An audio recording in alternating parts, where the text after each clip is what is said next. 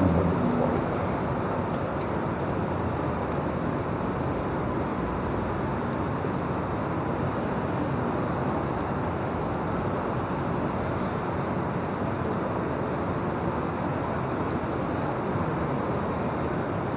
یہ کبھی کسی کا سوال آیا تھا، میں نے دیکھا نہیں تھا، آج دیکھا تو ہاتھ میں پڑا ہوا تھا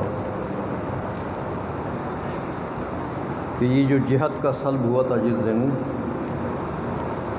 اس میں انہوں نے کسی نے سوال بھیجا ہے کہ ما معنی قوله تعالی ام امنتم من فی السماء ان یرسل علیکم حاصبا، ام امنتم من فی السماء۔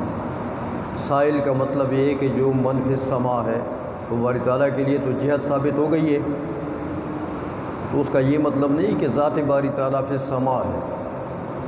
ام امنتم من فی السماء علمہ و قدرتہ لا ذاتہ، آیت کا یہ مطلب ہے۔ کسی کا سوال تھا یہ،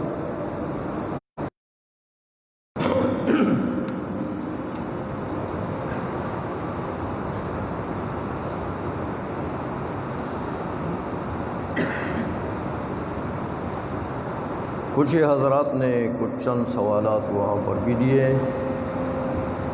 تو آپ نے تو پورا علم الکلام اکٹھا کر کے تو کوئی ایک دو سوال ہوتے۔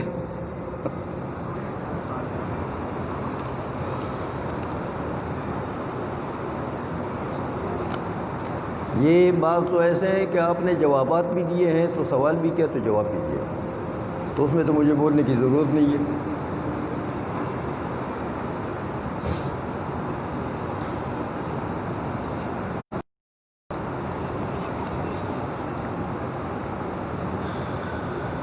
یا شاعرہ اور ماتریدیہ کا جہاں اختلاف ہے، اختلاف کا یہ مطلب نہیں ہے وہاں پر کہ وہ کوئی اختلاف کفر و اسلام ہے، ایسا نہیں ہے۔ اولا وغیر اولا ہے،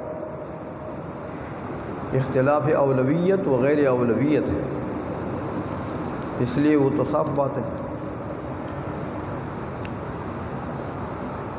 باقی یہ آپ نے جواب خود دیا ہے، میں کیا کہوں کہ امام اہل سنت نے ملفوظات میں فرمایا ہے کہ ہم تو کلام باری تعالیٰ میں لفظی و نفسی کا تفرقہ مانتے ہی نہیں، ہمارے نزدیک دونوں ایک ہی ہیں، یہ متاخرین متکلمین کی غلطی ہے، اور الملفوظ مدینہ، تو یہ آپ نے خود ہی جواب دے دیے۔ لیکن بات ایسی نہیں ہے، دیکھیں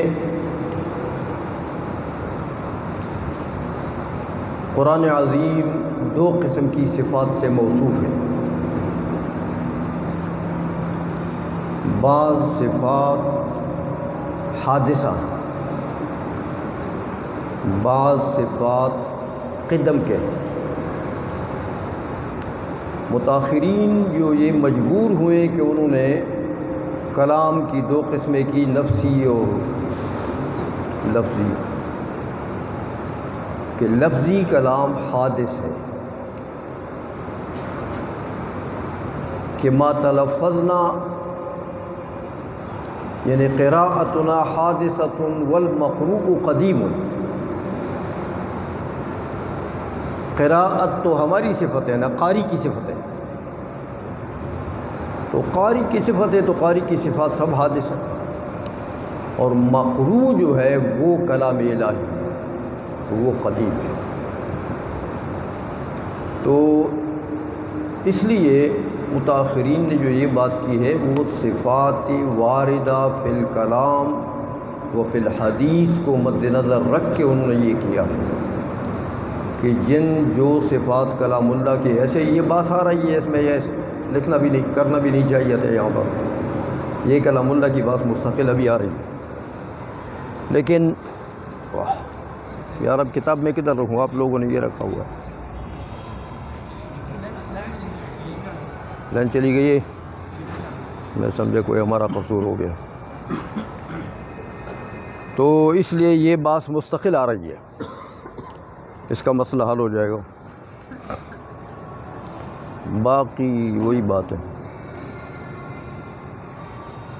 وہی بار شریعت میں کہ ہمارا پڑھنا حادث، جو کچھ ہم پڑھ رہے ہیں وہ قدیم، وہی قرات حادث اور مقروء قدیم. تو یہ تو آپ نے خود جواب دے دیا ہے.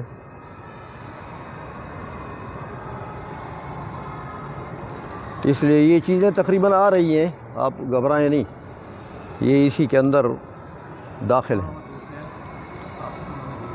جی مدرسے میں کیا؟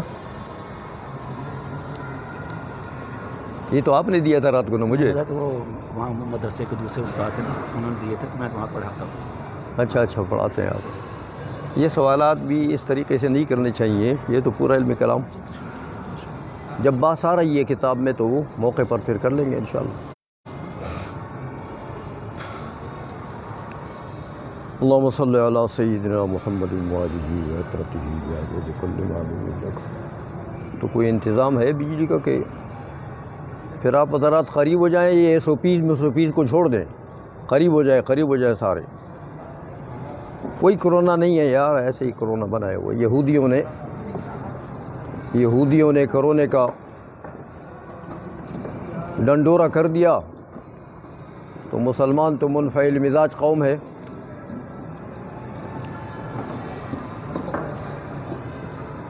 نزدیک ہو جائے تاکہ میری آواز تو پہنچے.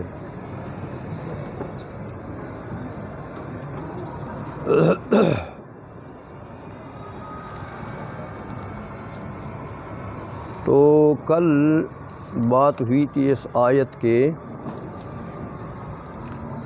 کہ لو کان فیہما آلہۃ الا اللہ لفسدتا. امام غزالی رحمۃ اللہ تعالی علیہ نے جو فرمایا تھا کہ لو کانا اثنین اراد احدہما امرا فالثانی ان کان مضطرا الی مساعدته کان هذا الثانی مقہورا عاجزا. بالفرض اگر دو فرض کیے جائیں الہ واجبین، تو اگر ایک اس کی دوسرے کی مساعدت پر مجبور ہے، یعنی ان دونوں میں سے ایک نے کسی کام کا ارادہ کیا تو دوسرا اس کی مساعدت اور مدد پر اگر مجبور ہے، تو پھر تو جو مجبور ہے وہ تو مقہور ہے، تو وہ مقہور الہ نہیں ہوتا، اس کی الوہیت ختم ہو گئی. اور اگر وہ دوسرا مجبور نہیں ہے بلکہ وہ مخالفت اور مدافعت پر قادر ہے، تو اگر مدافعت کرتا ہے اور وہ غالب آتا ہے، دوسرا مغلوب ہو جاتا ہے، عاجز ہو جاتا ہے، تو جو عاجز ہوا اس کی الوہیت ختم ہو گئی. لہذا دو نہیں ہو سکتے، واجبین وہ ایک ہی ہوگا واجب. یہ تقریر جو امام غزالی رحمۃ اللہ علیہ نے اس مقام پر کی تھی، تو میں نے آپ کی خدمت میں گزارش کی تھی کہ اس پر سوال ہوا کہ یہ تو قرآن عظیم کی جو آیت ہے وہاں تو لو کانا فیہما آلہۃ یہ مقدم ہے، لفسدتا یہ تالی ہے، تو تالی مقدم کو لازم ہوتا ہے. شرطیہ لزومیہ متصلہ قضیہ ہے یہ. تو اس میں مقدم کا تو ذکر ہو گیا ہے امام غزالی کی اس تقریر میں کہ لو کان فیہما آلہۃ. تعدد آلہہ تو باطل کر دیا، لیکن تالی کے طرف تو کوئی تعرض امام غزالی کے اس تقریر میں نہیں ہے. لفسدتا کا تو ذکر ہی نہیں ہوا. تو اس کا جواب علامہ کمال ابن حمام رحمۃ اللہ علیہ نے دے دیا تھا. کل میں نے آپ کو بتا دیا کہ فرمایا وَهَذَا ابتداء. امام غزالی کی یہ جو تقریر ہے یہ اس آیت کی تفسیر کی ابتدا ہے. مقدم ہے، تو جو شے مقدم ہے اس کی تفسیر،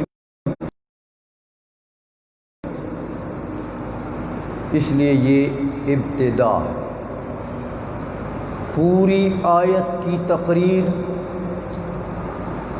فرمایا کہ جب ابتدا ہے تو فلیس بیانا للآیت، یہ آیت کے لیے مکمل تفسیر نہیں ہے، پوری آیت کی یہ تفسیر، یہ تو ابتدائی حصے کی تقریر ہے۔ وَإِنَّمَا بَيَانُهَا، یہاں سے اب اس آیت کی تفسیر شروع کر رہے ہیں کہ لَوْ كَانَ فِيهِمَا آلِهَةٌ إِلَّا اللَّهُ لَفَسَدَتَا، اس پوری آیت کا کیا معنی ہے؟ فرماتے ہیں کہ وَإِنَّمَا بَيَانُهَا بیان لزوم الفساد علی تقدیر التعدد۔ اللہ جل مجدہ یہ ارشاد فرمانا چاہتا ہے کہ بصورت فرض تعدد، بصورت فرض تعدد آلہہ، تو تعدد آلہہ ملزوم ہے اور فسادتا، فساد سماء و ارض اس کو یہ لازم ہے۔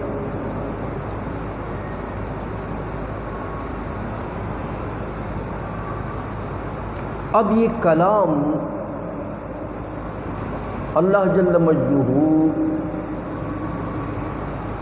اپنی مخلوق سے فرما رہا ہے، تو مخلوق کی دو قسمیں ہیں۔ علامہ کمال ابن حمام فرماتے ہیں کہ مخلوق کی دو قسمیں ہیں، ایک ہے ملی اور ایک ہے غیر ملی۔ ملی کا مطلب یہ کہ جو حضور نبی کریم صلی اللہ علیہ وسلم کی ملت کو مانتا ہے، دین کو، ما جاء بہ النبی صلی اللہ علیہ وسلم پر ایمان رکھتا ہے، ملی ایک ایسا آدمی ہے، یعنی مومن ہے، حضور کا امتی ہے۔ دوسرا وہ بندہ ہے جو غیر ملی ہے، جو حضور نبی کریم صلی اللہ علیہ وسلم کی ملت اور دین پر ایمان نہیں رکھتا۔ تو فرماتے ہیں کمال ابن حمام رحمۃ اللہ علیہ کہ ملی کو تو منانا بڑا آسان ہے، وہ تو جلدی منا لیں گے اب، کیونکہ جو حضور کی ملت کو مانتا ہے، تو ملت کو ماننے کا کیا مطلب ہے کہ قرآن پر اس کا ایمان ہے۔ تو جب قرآن پر اس کا ایمان ہے اور قرآن نے کہہ دیا کہ تعدد آلہہ ملزوم ہے اور فساد اس کو لازم ہے، تو وہ تو اس قرآن کی اس آیت پر یہ اس کے مومن بہی میں داخل ہوگی یہ آیت، تو اس آیت پر اس کو علم قطعی حاصل ہو جائے گا۔ اس آیت نے جو کچھ فرمایا، اس کے مضمون پر، اس کے مدلول پر اس کو علم قطعی حاصل ہو جائے، کیونکہ ملی آدمی ہے، مومن ہے، قرآن پر اس کا ایمان ہے، تو جب قرآن کا ہے تو پھر اس کو ماننے میں تو کوئی رکاوٹ نہیں ہوگی، تو اس کو تو علم قطعی حاصل ہو جائے گا اس ملازمے پر کہ تعدد آلہہ ملزوم ہے اور فساد زمین و آسمان اس کو لازم ہے، تو اس کے ساتھ تو زیادہ بحث کرنے کی ضرورت نہیں، وہ تو بڑی آسانی سے مان لے گا۔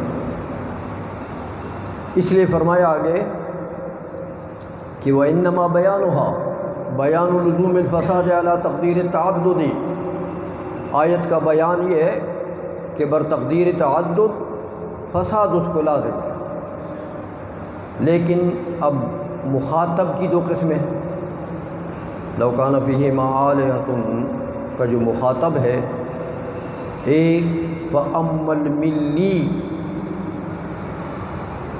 وَأَمَّا الْمِلِّي، دوسرا وَأَمَّا غَيْرُهُ، دوسری لکیر میں نیچے دیکھیں، ملی کے ساتھ کلام ہو تو فرمایا فَيَلْزَمُهُ الْقَطْعُ بِوُقُوعِ فَسَادِ هَذَا النِّظَامِ عَلَى التَّقْدِيرِ، یعنی علی تقدیر تعدد، بصورت تعدد، فساد کا لزوم، یہ تو اس کے اوپر اس کو یہ آیت سن کر اس کو علم قطعی حاصل ہو جائے گا اس آیت سے۔ کیوں حاصل ہوگا؟ کہتے اذ هو قاطع، کیونکہ اس کو تو پہلے سے علم قطعی حاصل ہے اس بات پر کہ بأن اللہ تعالی اخبر بوقوعہ مع التعدد، کہ یہ اللہ کا کلام ہے نا، لو کان فیہما آلہۃ الا اللہ لفسدتا، تو اللہ نے جب یہ خبر دے دی ہے تو یہ آیت تو ہمارے مومن بھی ہی ہے، اس پر تو ایمان لانا ہمارے لیے ضروری ہے۔ تو ایمان کس کو کہتے ہیں؟ علم قطعی کو۔ تصدیق، اور تصدیق کیا چیز ہوتی ہے؟ علم کی قسم ہے، ظن نہیں۔ متکلمین کے نزدیک علم کا لفظ جب بولا جائے تو بمعنی بمقابلہ ظن آتا ہے، یہ ان کی اصطلاح ہے کہ وہ علم کا لفظ ظن کو مشتمل نہیں مانتے، بلکہ ظن کے بمقابلہ ہوتا ہے، تو اس کو قطعی علم حاصل ہو جائے گا ملی آدمی کو کہ بھئی اللہ کا قول ہے، اللہ کا اخبار ہے کہ تعدد ملزوم ہے اور فساد اس کو لازم ہے۔ تو اللہ نے جب خبر دی ہے تو اللہ کے خبر پر تو اس کو علم یقینی، تو اس کے ساتھ تو اس ملازمے کو ثابت کرنا کہ فساد لازم ہے، تعدد ملزوم ہے، زیادہ بحث کرنے کی ضرورت ہو نہیں پڑے گی۔ لیکن وہ اما غیر ملی، جو حضور کے دین کو نہیں مانتا، کہتا ہے یار وہ بھی نہیں ہل سکے گا، اس کو بھی منوا دیں گے،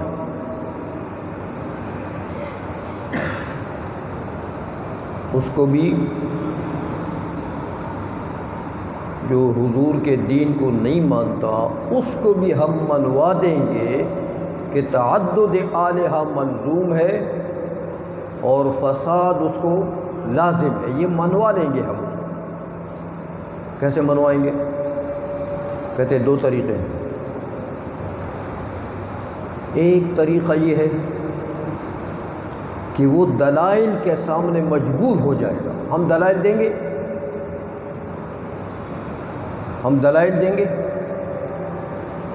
تو دلائل کے سامنے وہ لاجواب ہو جائے گا، مجبور ہو جائے گا، تو مجبوراً ماننا پڑے گا اس کو کہ یار واقعی تعدد ملزوم ہے اور فساد اس کو، انکار کا راستہ اس کا نہیں چھوڑیں گے، دلائل کا انبار لگا دیں گے، تو وہ کدھر جائے گا؟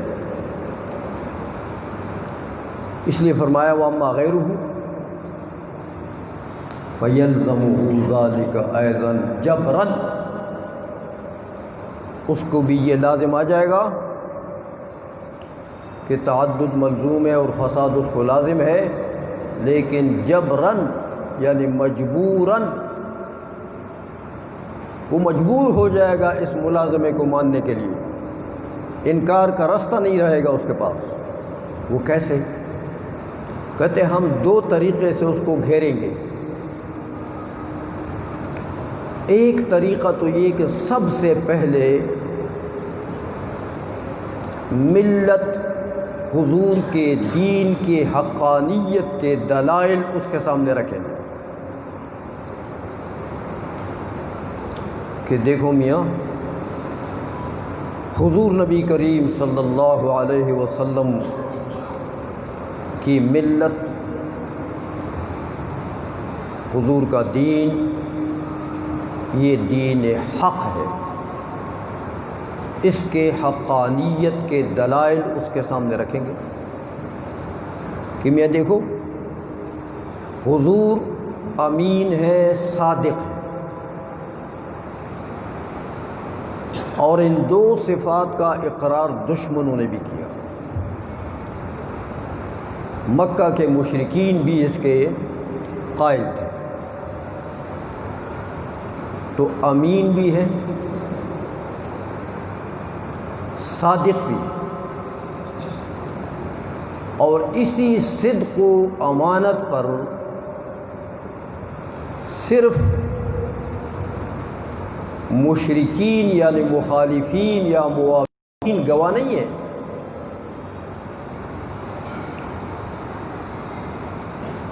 بلکہ حضور نبی کریم صلی اللہ علیہ وسلم کے جتنے معجزات ہیں وہ تو ہر معجزہ دلالت کر رہا ہے کہ حضور کا دین حق ہے، حضور امین ہے اور صادق ہے. تو جب امین ہے من فی الارض کا، تو من فی السماء کی اموال میں کیوں خیانت کریں گے؟ لہذا وہ امین من فی الارض و من فی السماء دونوں ہیں. جو کچھ اللہ جل مجدوں نے نازل فرمایا اس کا بھی امین ہے، اور اس میں وہ صادق بھی ہے کہ کاذب کے ہاتھ پر معجزات کا صدور نہیں ہوتا. تو حضور کے معجزات کا انبار لگا دیں گے ہم اس کے سامنے کہ دیکھو، تو پہلے تو اس سے ملت منوا لیں گے کہ حضور کا دین حق دین ہے، اور جب ملت سے اس کو بھاگنے کا کوئی راستہ نہیں ملے گا تو ماننا پڑے گا حضور کے ملت کی حقانیت، اور ملت کی حقانیت مان لی تو بس بنیاد رکھ دی. تو ملت بھی حق مان لی تو پھر اس کے سامنے کہو کہ بھائی اسی ملت میں جس کی حقانیت تم نے مان لی ہے، اسی ملت میں یہ داخل ہے یہ آیت کہ لو کان فیہما آلہۃ الا اللہ لفسدتا، اسی ملت کا یہ حصہ ہے. تو پھر یہ دونوں چیزیں ملت بھی ماننا پڑے گا مجبوراً، دلائل سے مجبور ہو کر، اور ملت مان لی تو پھر یہ آیت سامنے رکھ دیں گے تو پھر ماننا پڑے گا. یہ دونوں چیزیں جب سامنے آ جائیں گی تو پھر مجبوراً ماننا پڑے گا کہ تعدد آلہہ ملزوم ہے اور فساد اس کو لازم ہے. اس لیے غیر ملی آدمی بھی ہم سے جان چھڑا نہیں سکے گا، جبراً اس کو منوا لیں گے. ایک طریقہ تو یہ ہے غیر ملی بندے کو، اسی لیے فرماتے ہیں امام غزالی رحمۃ اللہ علیہ وَأَمَّا غَيْرُهُ فَيَلْزَمُهُ ذَلِكَ أَيْضًا جَبْرًا. ذَلِكَ وہی ملازمہ بین التعدد والفساد، یہ اس کو ماننا پڑے گا لیکن مجبور ہو کے ماننا پڑے گا. اس کو ہم مجبور کر دیں گے. کیسے مجبور کریں گے؟ بمحاجت ثبوتہ الملۃ، کہ ہم اس کے سامنے حجت رکھیں گے، دلائل رکھیں گے کہ وہ ملت کو ثابت مان لے گا، حق مان لے گا. دلائل سے مجبور ہو کر تو ملت کو حق مان لے گا. تو جب ملت کو حق مان لیا تو پھر اس کے بعد ثم ذاک، اس کے بعد قرآن عظیم کی یہ آیت اس کے سامنے رکھو. تو جب مجموعی ملت کو مان لیا تو یہ تو اسی ملت کی جز ہے نا.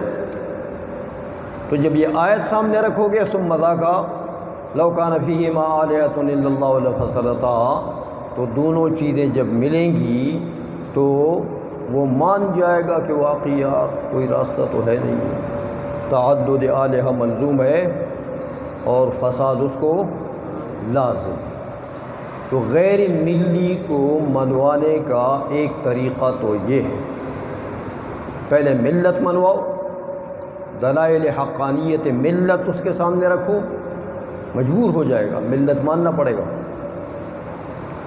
اور اس کے ماننے کے بعد جناب یہ آیت سامنے رکھو. تو دونوں چیزیں جب اکٹھی ہو جائیں گی تو مجبوراً اس کو ماننا پڑے گا۔ ایک طریقہ تو یہ ہے، او علماً، جبراً کے اوپر عطف ہے، علماً کا یہ پہلے جبراً گزرا، وَأَمَّا غَيْرُهُ فَيَلْزَمُهُ ذَلِكَ أَيْضًا جبراً، یہ باقی عبارت ساتھ لگ جائے گی، وَأَمَّا غَيْرُهُ فَيَلْزَمُهُ ذَلِكَ أَيْضًا عِلْمًا۔ کہتے دوسرا طریقہ بھی ہمارے پاس ہے غیر ملی بندے کے لیے، وہ طریقہ علمیہ ہے۔ طریقہ علمیہ ہے، وہ طریقہ علمیہ کیا ہے؟ فرماتے ہیں توجبہ العادت، توجبہ العادت، کہ ہم اس کے سامنے علوم عادیہ رکھ دیں گے کہ اے میاں، عادات معاشرے کے عادات سے تو کافر بھی اسی معاشرے کا حصہ ہوتا ہے نا، تو معاشرتی عادات سے تو پھر وہ بندہ انکار نہیں کر سکتا۔ جو علوم عادیہ ہوتے ہیں جن کی بنا عادت پر ہوتی ہے، عادت ان علوم کے لیے سبب ہے، تو میاں عادت تو پھر معاشرتی عادت ہے نا، قومی عادت ہے، تو قومی عادت میں اسی قوم میں یہ کافر غیر ملی بھی رہتا ہے، تو وہ جو علوم عادیہ ہیں ان سے تو انکار وہ نہیں کر سکے گا۔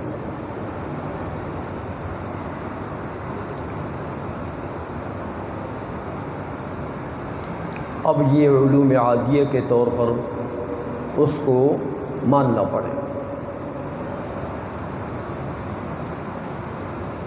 علوم عادیہ میں سے ایک کی مثال دیتے ہیں علامہ کمال ابن حمام رحمۃ اللہ علیہ،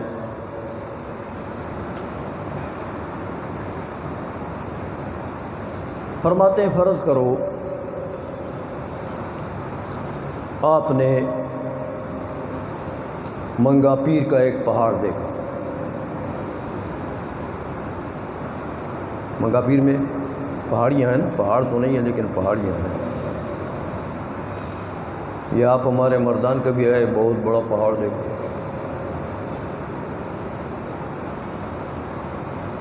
تو پہاڑ آپ نے دیکھا تو آپ نے اس کو پھرولا کہ یار یہ تو سارا پتھر ہے،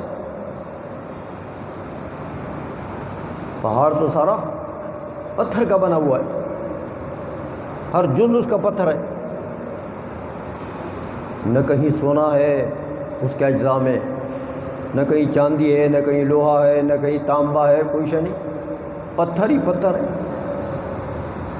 آپ نے دیکھ لیا، تو چلو سیر کر لی پہاڑ کی، پھر آپ واپس کراچی آ گئے۔ اب کراچی میں آپ سے کوئی پوچھتا ہے کہ جناب اب بتائیں وہ جو مردان میں آپ نے پہاڑ دیکھا تھا نا، تو اس وقت تو آپ نے جو کچھ دیکھا تھا وہ تو پہاڑ تھا، لیکن اب آپ کا کیا علم ہے، آپ کا علم کیا کہتا ہے کہ اب بھی وہ پتھر ہے؟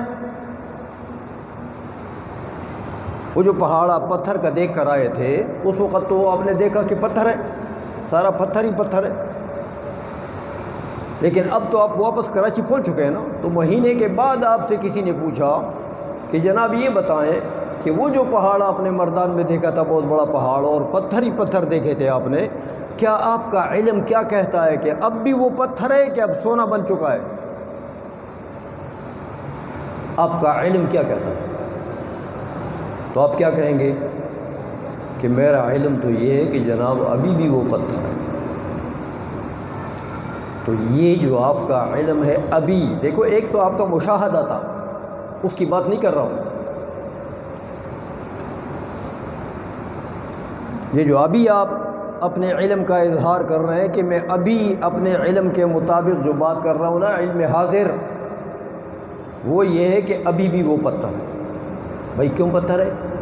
وہ یار عادت ایسی جاری ہے کہ پہاڑ جو ہوتا ہے پتھر کا، وہ 2-4 مہینے میں سونا نہیں بنتا ہے، 2-4 مہینے کے بعد وہ سونا۔ عادت ایسی جاری ہے کہ جو پتھر ہوتا ہے وہ 2-4 مہینے کے بعد، سالوں کے بعد بھی وہ پتھر ہی رہتا ہے۔ تو اب جو آپ کا علم ہے، جو آپ جواب دے رہے ہیں کہ جناب ابھی بھی وہ پتھر ہے، اس آپ کے علم کی بنیاد کس پر ہے؟ عادت پر۔ اس کو کہتے ہیں علم عادی۔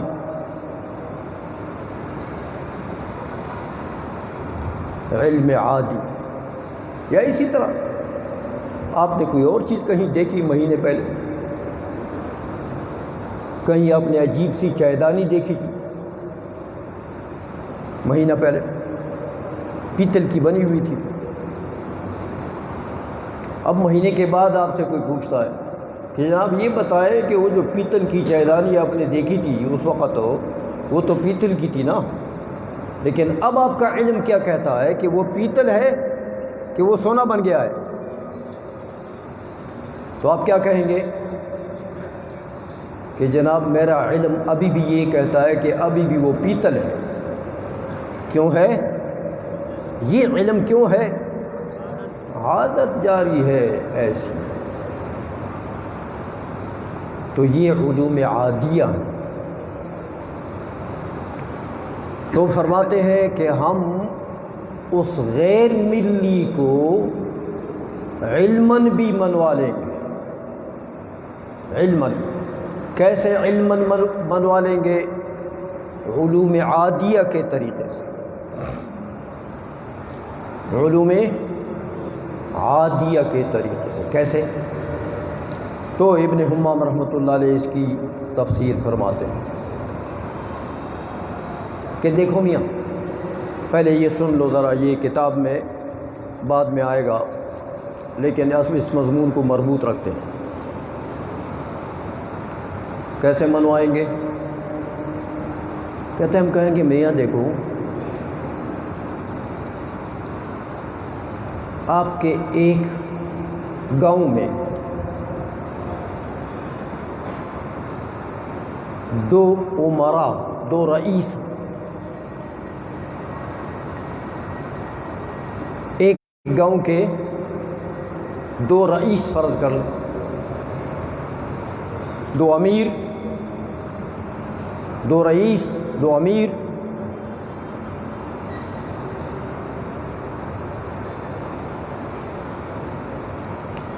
تو جب اس گاؤں میں کوئی آبادی ہوگی، کوئی ترقی ہوگی، کوئی گلیاں یا کوچے بنیں گے، یا وہاں کوئی عمومی کام ہوگا، تو یہ تو بہت کم کہیں آپ کو نظر آئے گا۔ عادت ایسی جاری ہے کہ 2 امیروں کا ایک کام پر نہیں ہوتا۔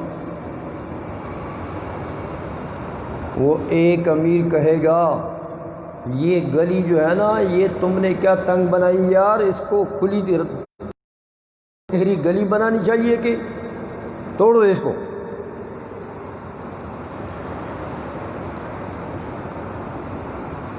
اب وہ گلی دونوں ملکوں کے امیروں کا زور ہے تو گلی بن جائے گی۔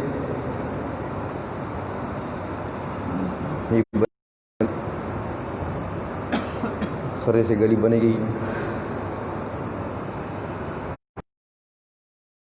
کمزور ہے تو جو زورور ہے اس کا کام چلے گا، جو کمزور ہے اس کی بات تو کوئی نہیں مانے گا۔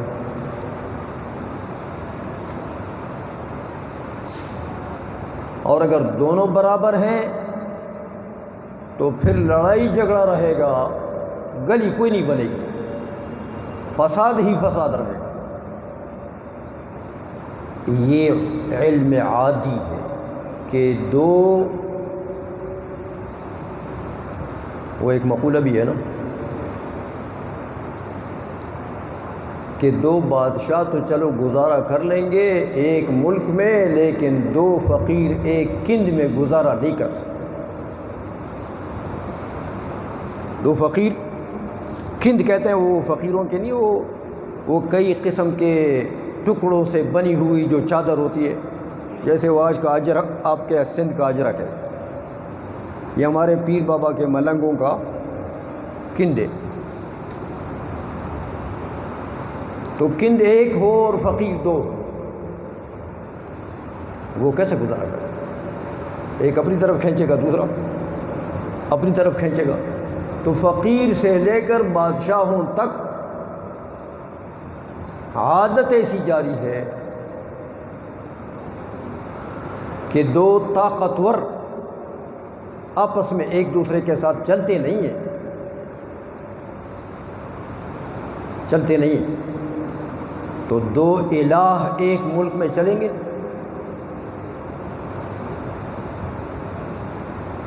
علم عادی ہے یہ کہ 2 طاقتور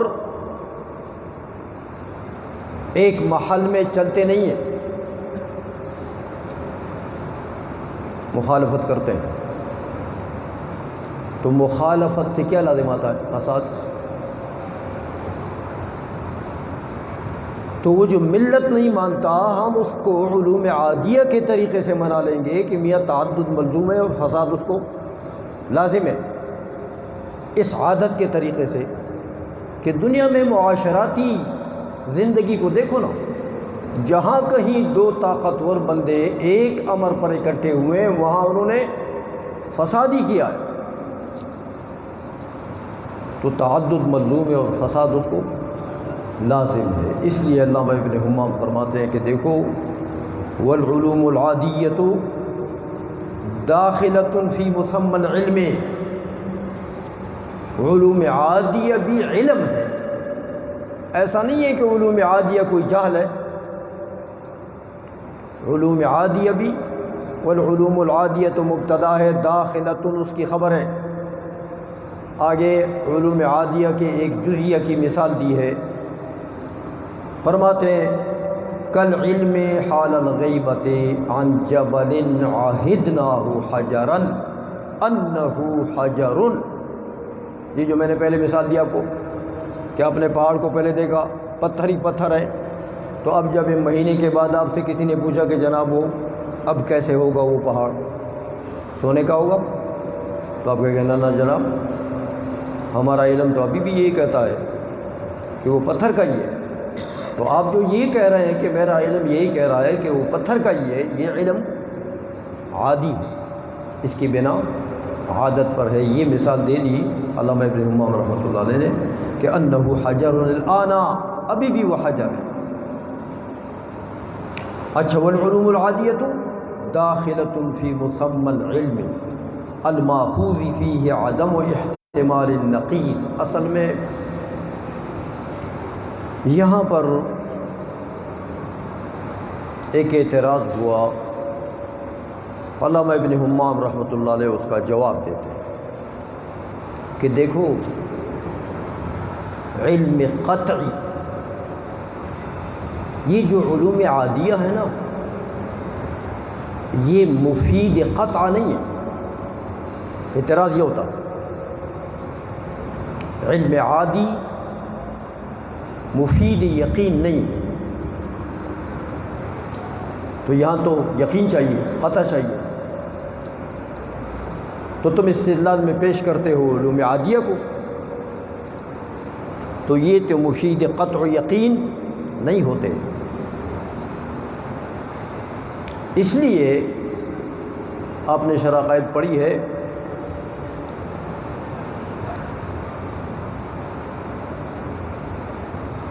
کہ وہاں انہوں نے تفتزانی رحمۃ اللہ علیہ نے شرح میں علم کی 2 تعریفیں کی ہیں۔ ایک تو صفت یتجلی بہ المذکور لمن قامت بہ، جو قابل ذکر شے ہے، علم ایسی صفت ہے کہ وہ قابل ذکر سے متجلی اور واضح ہو جاتی ہے اس شخص کے سامنے جس کے ساتھ وہ صفت قائم ہے۔ ایک تعریف ہی کی، تو علامہ تفتزانی رحمۃ اللہ علیہ نے تو اسی تعریف کو ترجیح دی ہے، لیکن ایک تعریف اور بھی نقل کی ہے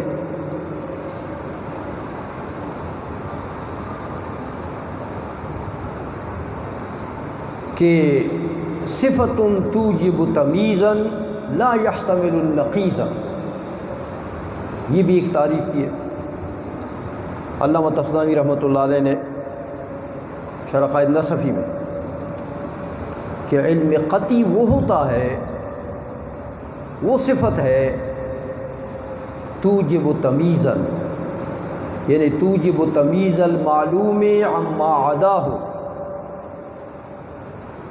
اور ایسی تمیز لا يحتمل النقیز کہ وہ اس متعلق کے نقیز کا احتمال ہی نہیں رکھتا۔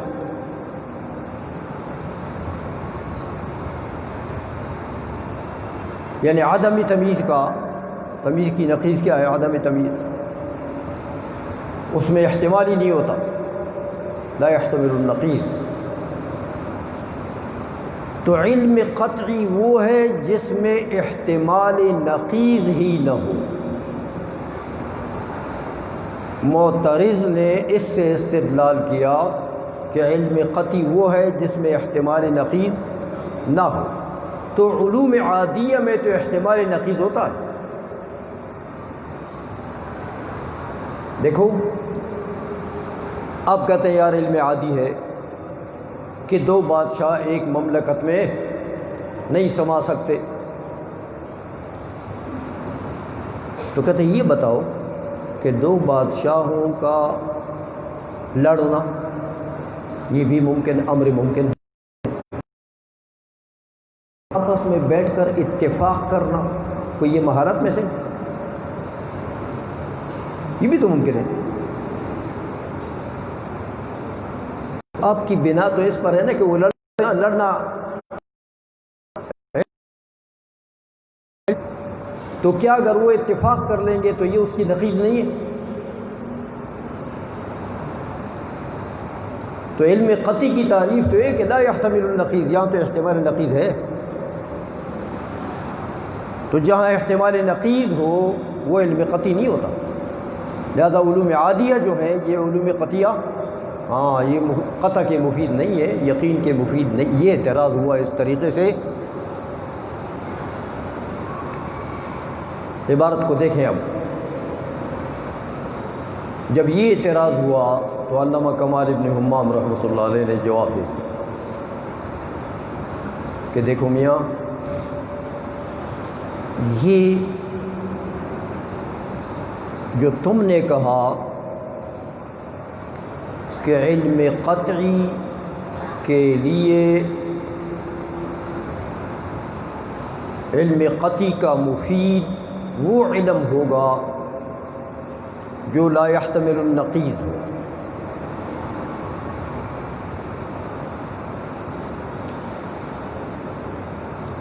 کہتے یہ بات صحیح نہیں ہے۔ کمال ابن حمام فرماتے ہیں، علامہ تفتزانی نے بھی اسی تعریف کو رد کیا ہے، شرح قائد نصفی آپ دیکھیں بعد میں، پسند نہیں کیا اس کو، لیکن بہرحال کمال ابن حمام فرماتے ہیں رحمہ اللہ تعالی کہ یہ کہنا کہ علم قطعی کا مفید وہ علم ہوگا جو لا يحتمل النقیض، اس کی تعریف میں ماخوذ ہو کہ لا يحتمل النقیض، کہتے یہ بات صحیح نہیں، یہ ہم نہیں مانتے۔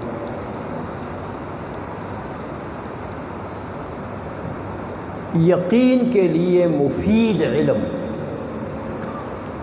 جو قطع کا مفید ہو، ضرور نہیں ہے کہ اس علم کی تعریف میں لا يحتمل النقیض بھی ہو، ضرور نہیں۔ ہاں ایک چیز ضروری ہے، وہ یہ کہ اس علم سے جزم مطابق للواقع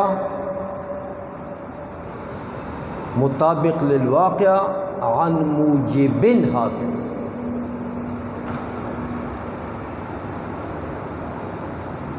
علم اس علم سے، وہ علم قطع کا مفید ہے، یقین کا مفید ہے، جس علم سے جزم مطابق للواقع عن موجب، یہ مستفاد جو علم یقین جزم کا فائدہ دے اور وہ جزم واقعہ کا بھی مطابق ہو، جہل نہ ہو، جزم واقعہ کا بھی مطابق ہو اور اس جزم کے لیے سبب بھی ہے، سبب بھی ہے. تو اسباب میں، موجبات میں علماء متکلمین 3 چیزوں کو شمار کرتے ہیں. فرماتے ہیں ایک موجب عقل ہے، ایک موجب حادثہ ہے، حواس، ایک موجب عادت ہے، عادت. اسباب تو علم مخلوق کے لیے 3 ہے نا، وہ اسباب کی بات ہے. یہ سبب سے کچھ اس میں تخصیص کرتے ہیں اور من وجہ العموم کرتے ہیں کہ عادت کو بھی شامل ہو جائے. اس لیے کہتے ہیں موجب جو ہے وہ علم جو جس سے جزم مطابق للواقع عن موجب ہو، وہ مفید ہے قطعی علم کا. تو یہاں پر ایسا ہی ہے، وہ لا يحتمل النقیض والا قید جو ہے وہ اس کے لیے ضروری نہیں ہے،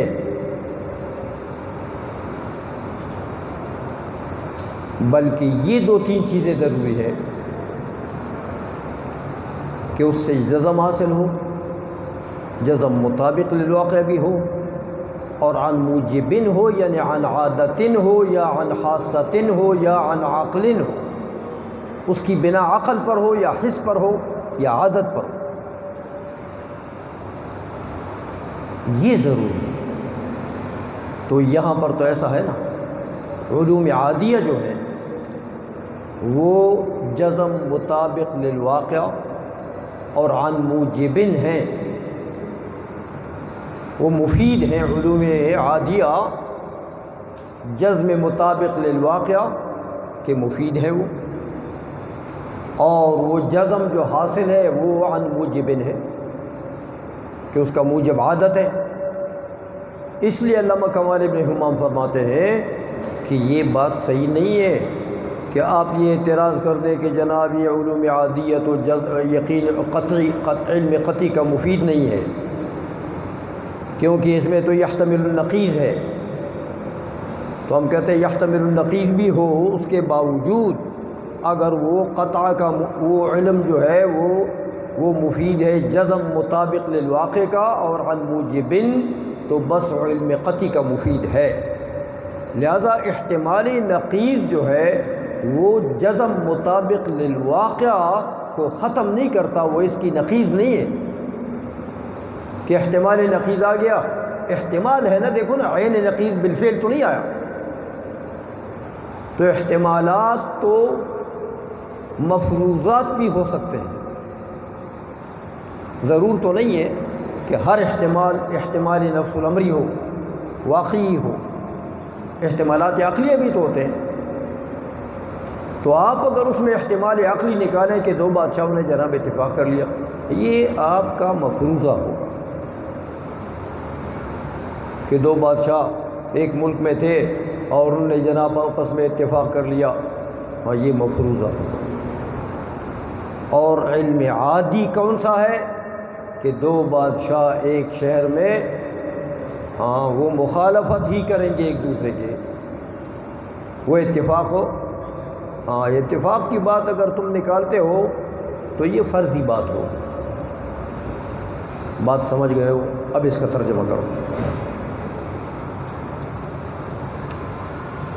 فرماتے ہیں یہ جو علوم عادیہ ہیں یہ داخلۃ فی مسمى العلم، علم کے مسمى میں یعنی علم میں وہ داخل ہیں. کون سے علم؟ الماخوذ فیہ عدم احتمال النقیض، جس میں ماخوذ ہے عدم احتمال نقیض. ولذا اجیبا، جب سوال ہوا علم کی تعریف کے اوپر کہ میاں یہ علوم عادیہ تو علم نہیں ہے، میں نے بتا دیا آپ کو کہ اس میں تو احتمال نقیض ہے. ہو سکتا ہے دو بادشاہ صلح بھی کر لیں تو نقیض کا احتمال تو ہے. تو اس اعتراض کی وجہ سے جب علماء نے اعتراض کر دیا کہ علوم عادیہ علم نہیں ہے، کیونکہ علم اس کو کہتے ہیں جو مفید قطع ہو. ظن کے مقابلے میں نے عرض کیا نا، تو یہ تو تعریف علم میں عدم احتمال نقیض ہے اور یہاں تو احتمال نقیض موجود ہے، تو یہ تو پھر علم کی تعریف سے نکل جائیں گے. یہی جب اعتراض ہوا، سمجھ گئے ہو بات کو. وَلِذَا أُجِيبَ عَنْ إِيرَادِ خُرُوجِهِ، اسی لیے جواب دیا گیا اس سوال جو سوال ہوا تھا کس پر؟ علوم عادیہ کے خروج عن التعریف پر، کہ علوم عادیہ پر یہ تعریف صادق نہیں آتی، کیونکہ علم کی تعریف میں تو عدم و احتمال نقیض ہے، تو یہاں تو احتمال نقیض ہے، تو تعریف علم تو اس کے اوپر صادق ہو نہیں ہے. یہ سوال جب ہوا تو اس کا جواب دے دیا گیا. ہاں دیکھو اس کی وجہ ایراد خروجی ہی لاحتمال النقیض ہے کہ یہاں تو احتمال نقیض ہے، اس وجہ سے یہ علم کی تعریف اس کے اوپر صادق نہیں آتی. مع انہ علم، باوجود اس کے کہ علم تو ہے لیکن علم کی تعریف اس کے اوپر صادق نہیں آتی ہے. سوال کو سمجھ گئے ہو؟ تو جواب دیا گیا اجیب سے تعلق ہے بأن الاحتمال، اس کا جواب یوں دیا گیا کہ بأن الاحتمال فیہ، دیکھو یہاں جو احتمال ہے علوم عادیہ میں جو احتمال ہے اس کا معنی کیا ہے، اس کو پہلے سمجھو. اس کا معنی یہ ہے بمعنی انہ لو فرض العقل خلافہ لم یکن فرض محال، یہ مطلب ہے کہ عقل نے اگر اس علم عادی کے خلاف کسی چیز کو فرض کیا تو وہ فرض محال نہیں ہوگا، فرض ممکن ہوگا. کیونکہ علوم عادیہ یعنی عادی چیزیں جو ہوتی ہیں وہ سب ممکنات ہوتی ہیں. جو عادی چیز ہوتی ہے وہ بھی ممکن، تو اس کا خلاف بھی ممکن، اس کی ضد بھی ممکن. تو بھائی ضد کو اگر کوئی فرض بھی کر دے تو وہ ضد وہ محال کا فرض تو نہیں ہے، تو ممکن کا فرض ہے، کیونکہ اس کی ضد بھی تو ممکن ہے. تو احتمال کا یہاں علوم عادیہ میں یہ مطلب ہے کہ اس کی ضد کو اگر کوئی فرض کرے تو وہ فرض محال نہیں، وہ فرض ممکن ہے، یہ مطلب ہے. وَذَلِكَ لَا يُوجِبُ عَدَمَ الْجَزْمِ الْمُطَابِقِ، اور یہ احتمال جو ہے یہ تو میاں سبب نہیں بنتا اس بات کے لیے کہ وہ جزم مطابق کو معدوم کر دے. جزم مطابق کو بِأَنَّ الْوَاقِعَ الْآنَ خِلَافُ ذَلِكَ الْمُمْكِنِ فَرْضُهُ، کہ جس کا تو نے فرض کیا تھا میاں اس کا خلاف یہاں واقع ہے، تو اس سے تو وہ جزم جو مطابق للواقع حاصل ہوا تھا علوم عادیہ سے، اس سے وہ معدوم تو اس احتمال سے وہ معدوم تو نہیں ہوتا. لہٰذا یہ احتمال رہے یا اس سے کوئی فرق نہیں پڑتا. بِأَنَّ الْوَاقِعَ الْآنَ خِلَافُ ذَلِكَ الْمُمْكِنِ فَرْضُهُ، فَأَثْبَتُوا فِيهِ ثُبُوتَ الْجَزْمِ وَالْمُطَابَقَةَ وَالْمُوجِبَ عَنِ الْعَادَةَ الْقَاضِيَةَ الَّتِي لَمْ يُوجَدْ قَطُّ خَرْمُهَا۔ فرماتے ہیں دیکھو میاں، فَأَثْبَتُوا متکلمین نے علوم عادیہ سے ثابت کیا، فَأَثْبَتُوا فِيهِ علم عادی میں، فِيهِ علم عادی میں متکلمین نے ثابت کر دی، کڑی شے ثابت کر دی، ثبوت الجزم، کہ علم عادی سے جزم ثابت ہوتا ہے۔ جزم بھی کون سا؟ المطابق للواقع، اور وہ جزم کی بنیاد کس پر؟ موجب پر۔ موجب کون؟ عن العادت، کون سی عادت؟ القاضیۃ التی لم یوجد قط خرمها، وہ عادت جس کی جانب مخالف، جس کی ضد کبھی بھی نہیں پائی، وہ عادت جس کی ضد، جس کا جانب مخالف کبھی بھی وجود میں نہیں آیا۔ ویسے آپ فرض کریں تو وہ تو آپ کا مفروضہ ہوگا۔ سمجھ میں آ گئی یہ بات؟ اس عادت کے اوپر اس علم کا دار و مدار ہوتا ہے، اور اسی علم عادی سے جزم مطابق للواقعہ متکلمین نے ثابت کیا۔ تو اب پتہ لگا کہ علم عادی جو ہے وہ مفید جزم ہے، مفید یقین ہے، لہذا یہ کہنا کہ علم کی تعریف اس کے اوپر صادق نہیں آتی ہے، یہ بات غلط ہے۔ جواب سمجھ میں آ گیا؟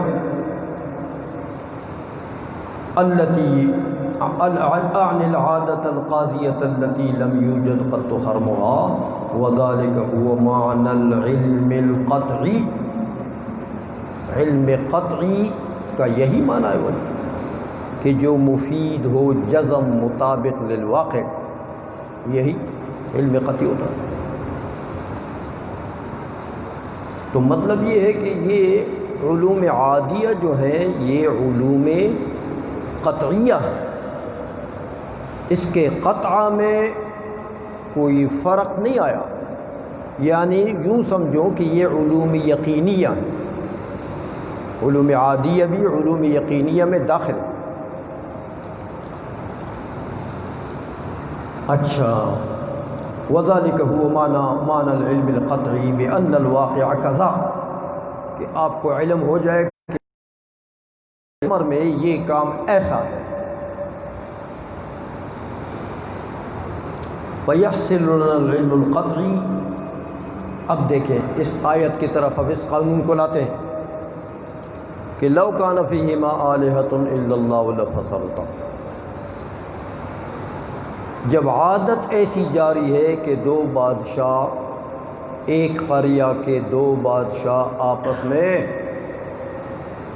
اتفاق کر کے نہیں بیٹھتے، ایک دوسرے کی ٹانگیں کھینچیں گے، اور پھر سنی ہوئے تو سبحان اللہ، پھر تو ایک دوسرے کو چھوڑیں گے ہی۔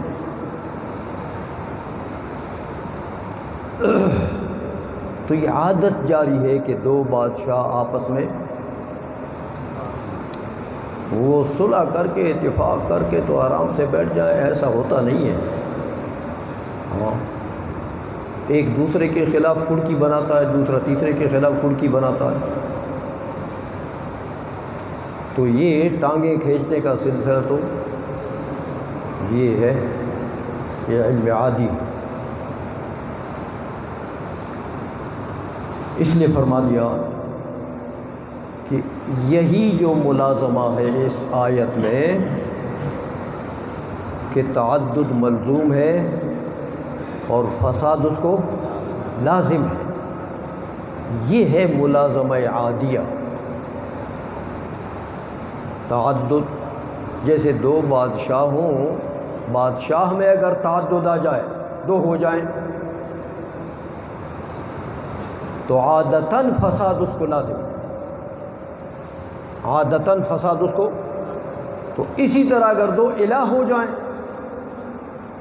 تو عادتاً علوم عادیہ کا تقاضا کیا ہے کہ لفسرتا،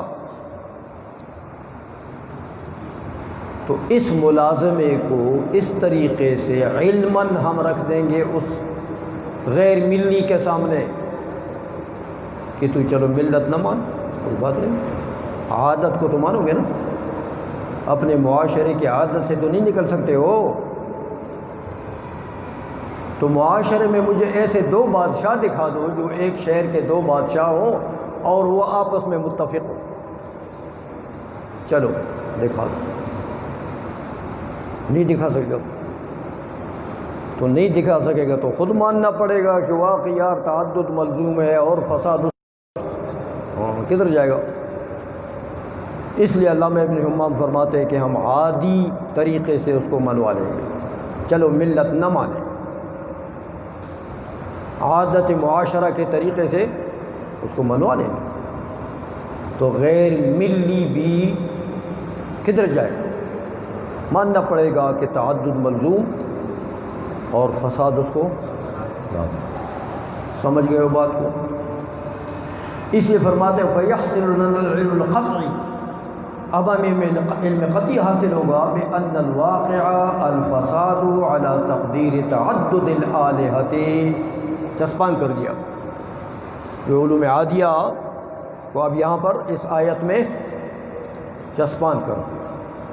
لِأَنَّ الْعَادَةَ الْمُسْتَمِرَّةَ الَّتِي لَمْ يُعْهَدْ قَطُّ اِخْتِلَالُهَا فی ملکین مقتدرین فی مدینۃ واحدۃ، عدم الاقامۃ علی موافقۃ کل للآخر فی کل جلیل وحقیر، یہ وہ عادت بتا دیا کہ عادت مستمرہ جاری ہے، التی وہ عادت مستمرہ کہ لم یعہد قط اختلالها، کہ کبھی بھی اس میں اس کا اختلال کبھی آیا ہی نہیں، اس میں خلل کبھی، ایسی عادت مستمرہ ہے کہ اس میں خلل کبھی واقع ہوا ہی نہیں۔ وہ کون سی عادت ہے؟ فی ملکین مقتدرین فی مدینۃ واحدۃ، کہ ایک شہر میں دو صاحب قدرت بادشاہ ہوں۔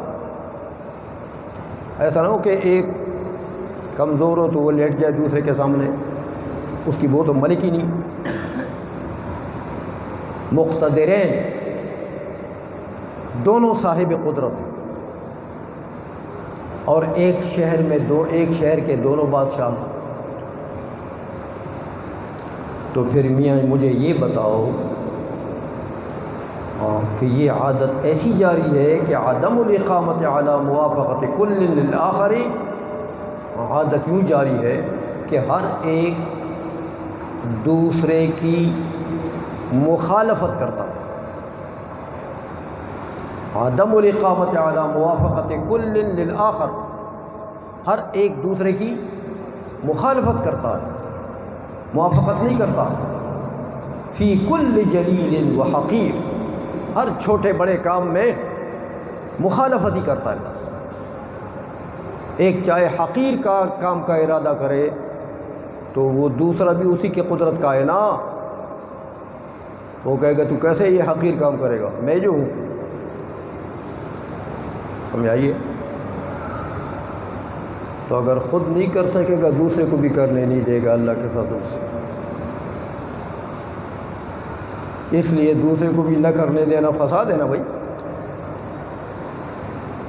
جیسے ہم لوگ کرتے ہیں، نہ خود کام کرتے نہ دوسرے کو کرنے دیتے۔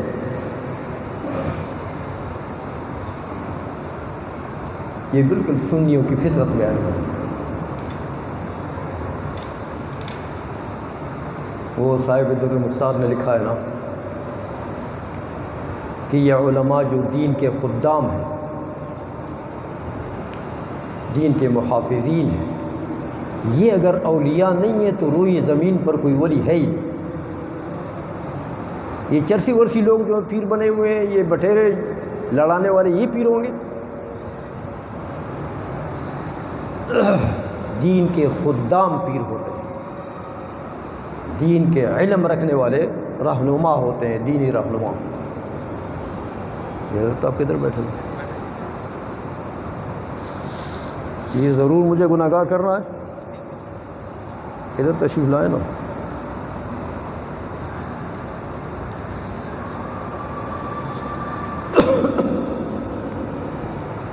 بات سمجھ میں آ رہی ہے؟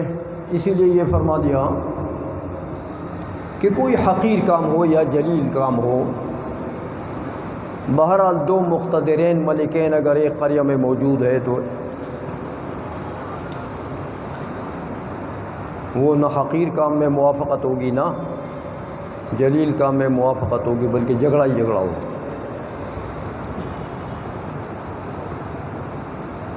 بل تأبى نفس کل، بلکہ ہر ایک کا نفس ابا کرے گا، انکار کرے گا کہ اچھا میں اس کے تابع ہو جاؤں، تو میری چودراہٹ کدھر چلی گئی ہے؟ اس کی اگر مطابقت کروں گا میں، اس کی موافقت کروں گا میں، تو میری تو الوہیت گئی.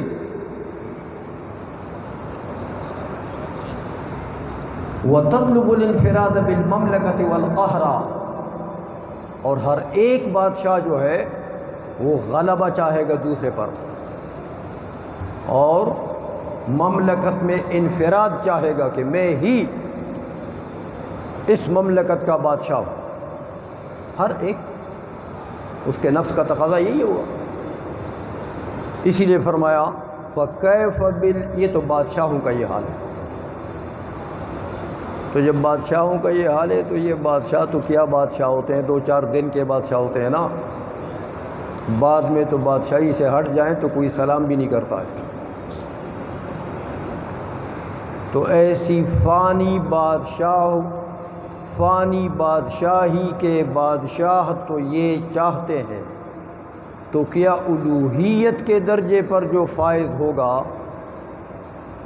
وہ یہ چاہے گا کہ کوئی دوسرا الہ بھی میرے ساتھ؟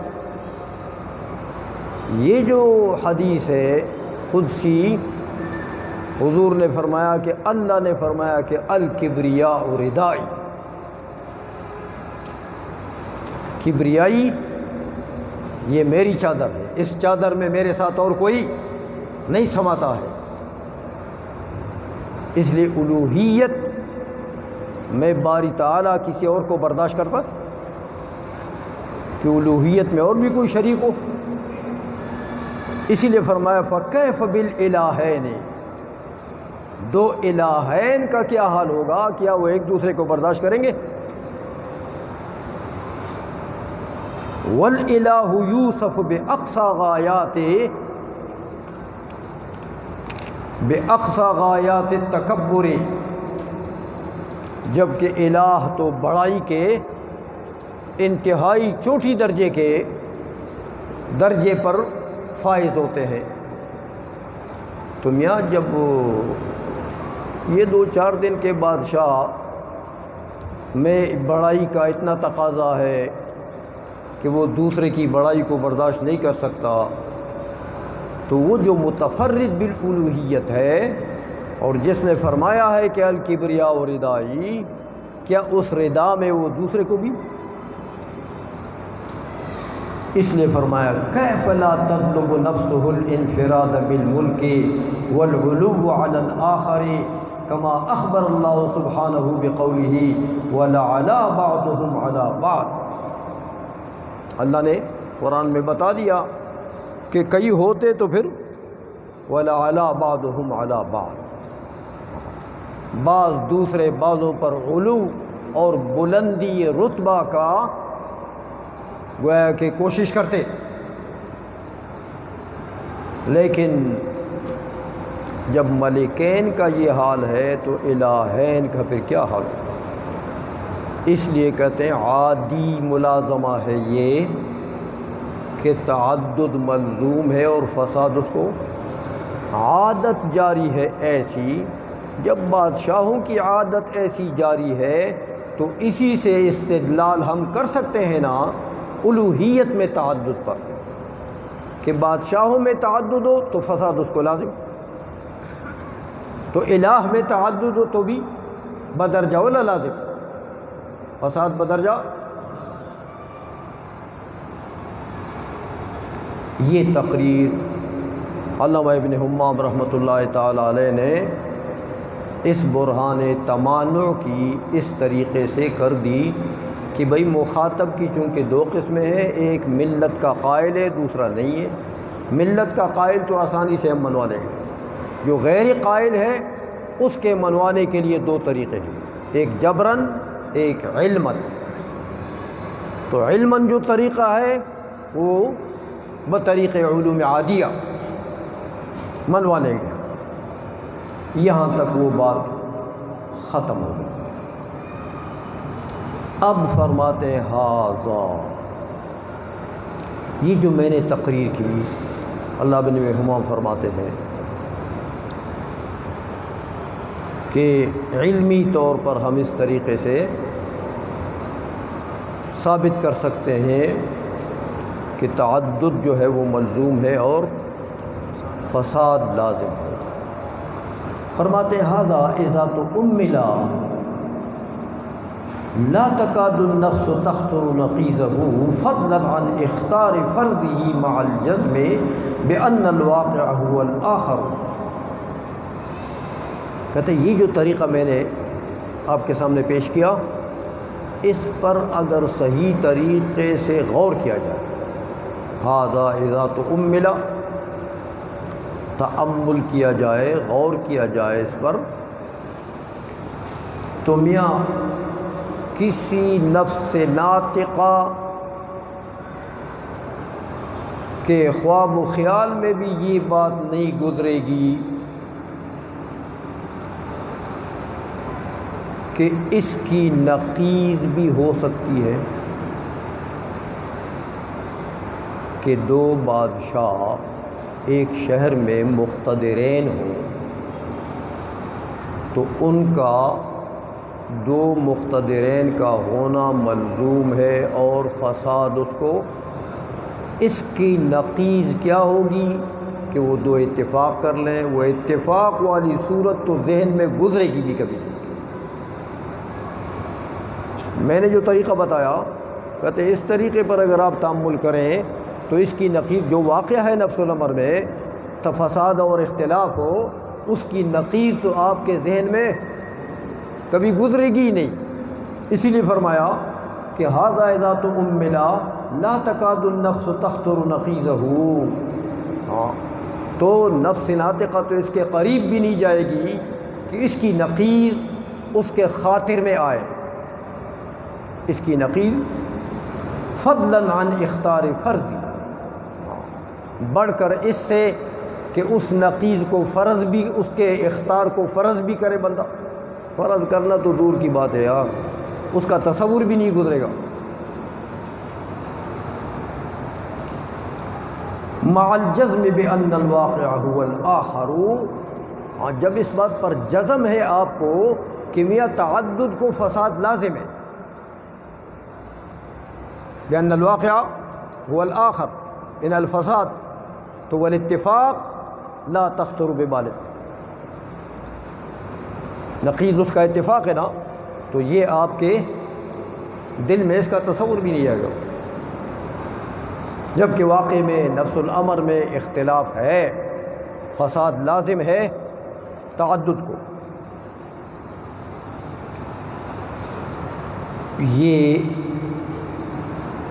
مع الجزم بأن الواقع هو الآخر وعلى هذا التقدير هو علم قطعي، جب یہ بات ہم نے اتنی تقریر کر دی ہے، اب آپ کو پتہ لگ گیا ہوگا کہ یہ جو علوم عادیہ ہیں ان میں سے ہر علم عادی علم قطعی ہے، لہذا علوم عادیہ سے حاصل کیا چیز ہوتی ہے؟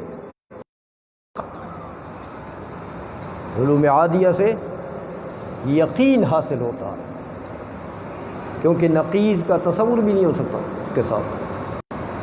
جب آپ کو اس ملازمے کے اوپر جزم ہو تو پھر اس کی نقیض کا خواب و خیال میں بھی نہیں آ سکتی اس کی نقیض۔ یہ بات ایک ہو گئی یہاں تک کہ مخالف کو، غیر ملی کو ہم علماً بھی منا لیں، تو علماً منانے کا یہ طریقہ کہ علوم عادیہ کے طریقے سے. یہاں تک یہ بات ختم ہو گئی. اب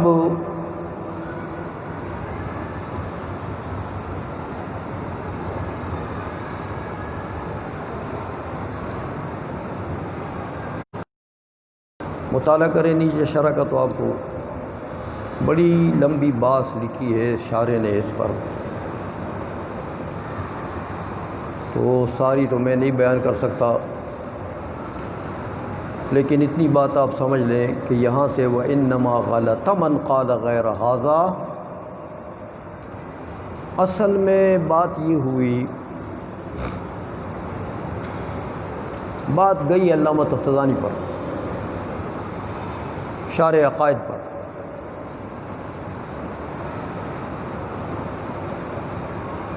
آپ یہ مقام دیکھ لیں پھر شرح عقائد میں، تو آپ کو تفصیلی علم آ جائے گا کہ وہاں شرح عقائد میں یہ جو برہان لو کان فیہما آلہۃ الا اللہ لفسدتا کا ذکر کیا ہے، تو وہاں انہوں نے یہ فرمایا دلیل کی تقریر کر کے،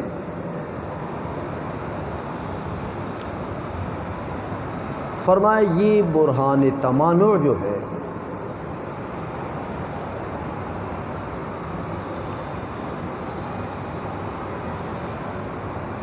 یہ جو اس کے اندر مقدم تالی کے درمیان میں ملازمہ ہے، یہ ملازمہ اور یہ دلیل اقناعی ہے، دلیل اقناعی ہے، یہ برہان جزمی نہیں ہے. ملازمہ اقناعیہ ہے، دلیل خطابی ہے. تو خطابیات جو ہوتے ہیں وہ ظنیات ہوتے ہیں عموماً. فرمایا ملازمہ اقناعیہ ہے، دلیل خطابی، لہذا عوام کو سمجھانے کے لیے یہ دلیل خطابی بھی کافی ہوا کرتی ہے. تو اس دلیل میں اللہ جل مجدہ نے گویا کہ عوام کو سمجھانے کے لیے یہ ایک خطابی دلیل ذکر کی.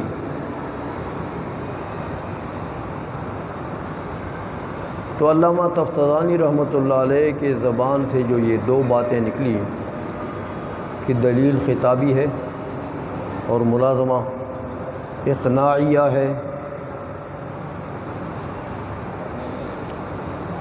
تو ہم عصر علماء تو پھر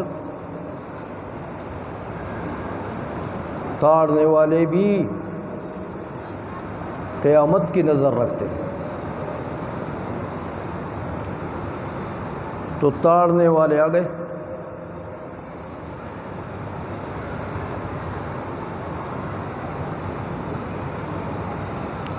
چنانچہ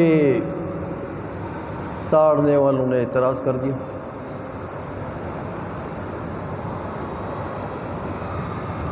کہ بھائی یہ کوئی دلیل ظنی نہیں ہے، یہ برہان قطعی ہے، دلیل خطابی نہیں ہے. قرآن میں اقناعیات کی بات ایسے مقام پر نہیں ہوتی ہے. الوہیت میں تعدد کے ابطال کے لیے دلائل خطابیہ نہیں دیے جاتے. ظنی دلائل یہ تو اعتقاد کا مسئلہ ہے، اور پھر اعتقادیات میں سب سے اہم مسئلہ وحدانیت کا مسئلہ، توحید کا مسئلہ. یہ تو کل گزرا میں نے آپ کو بتایا، یہ تو مقصودی مسئلہ ہے. تو ایک عقائد کا مسئلہ ہے، دوسرا یہ کہ عقائد میں بھی بڑا اہم مسئلہ ہے، پھر اس مسئلے کا ذکر ہو قرآن میں اور پھر دلائل خطابیہ ہوں،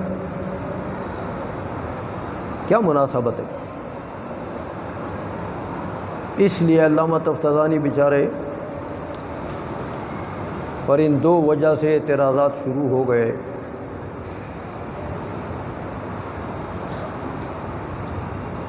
لیکن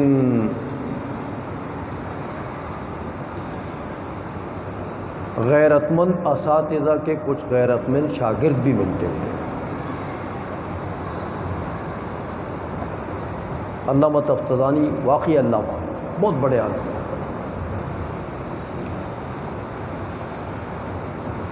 وہ میر سید شریف سے کسی وقت کسی نے پوچھا، ایک تو ان کا مناظرہ بھی ہوا تھا، وہ قصے تو بہت ہیں،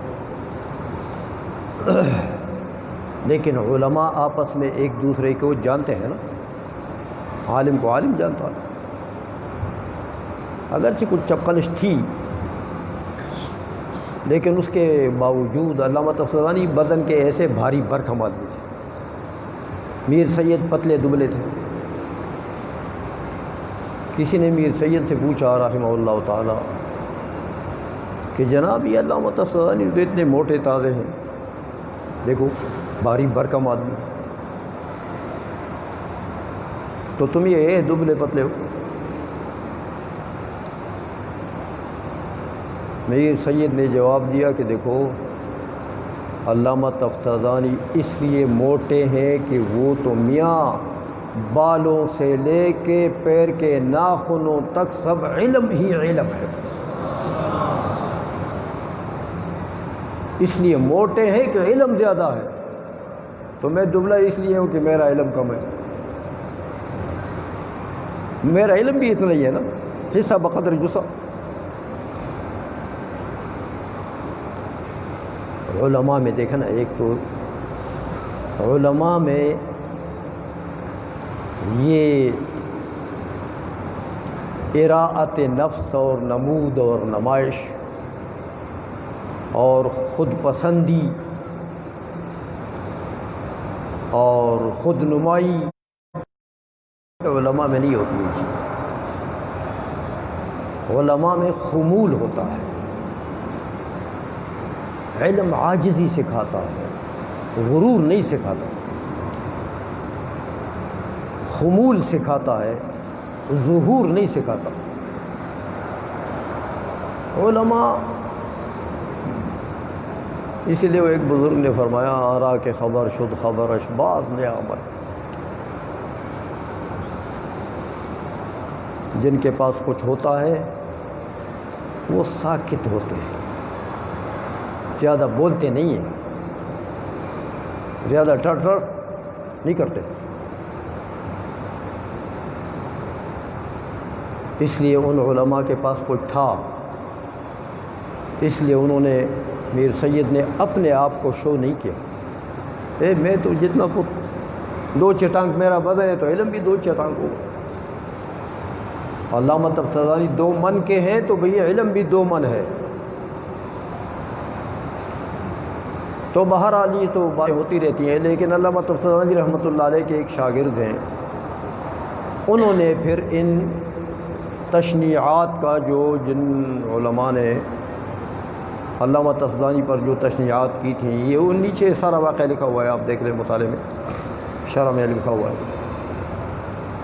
تو ان کے شاگرد نے، ان کے تلمیذ نے پھر اس کا رد بھی کیا اور ان کے سوالات کے جوابات بھی دیے۔ لیکن یہاں علامہ ابن حمام رحمۃ اللہ علیہ صرف اشارہ کرتے ہیں اس بات کی طرف، وہ واقعہ نہیں ذکر کرتے، اسی لیے فرماتے ہیں وَإِنَّمَا غَلَطَ مَنْ قَالَ غَيْرَ هَذَا۔ میں نے جو تقریر کی، علامہ ابن حمام فرماتے ہیں، تو اس ابن حمام رحمۃ اللہ علیہ کی تقریر سے تو یہ پتہ لگا نا کہ یہ برہان مفید ہے علم قطعی کا،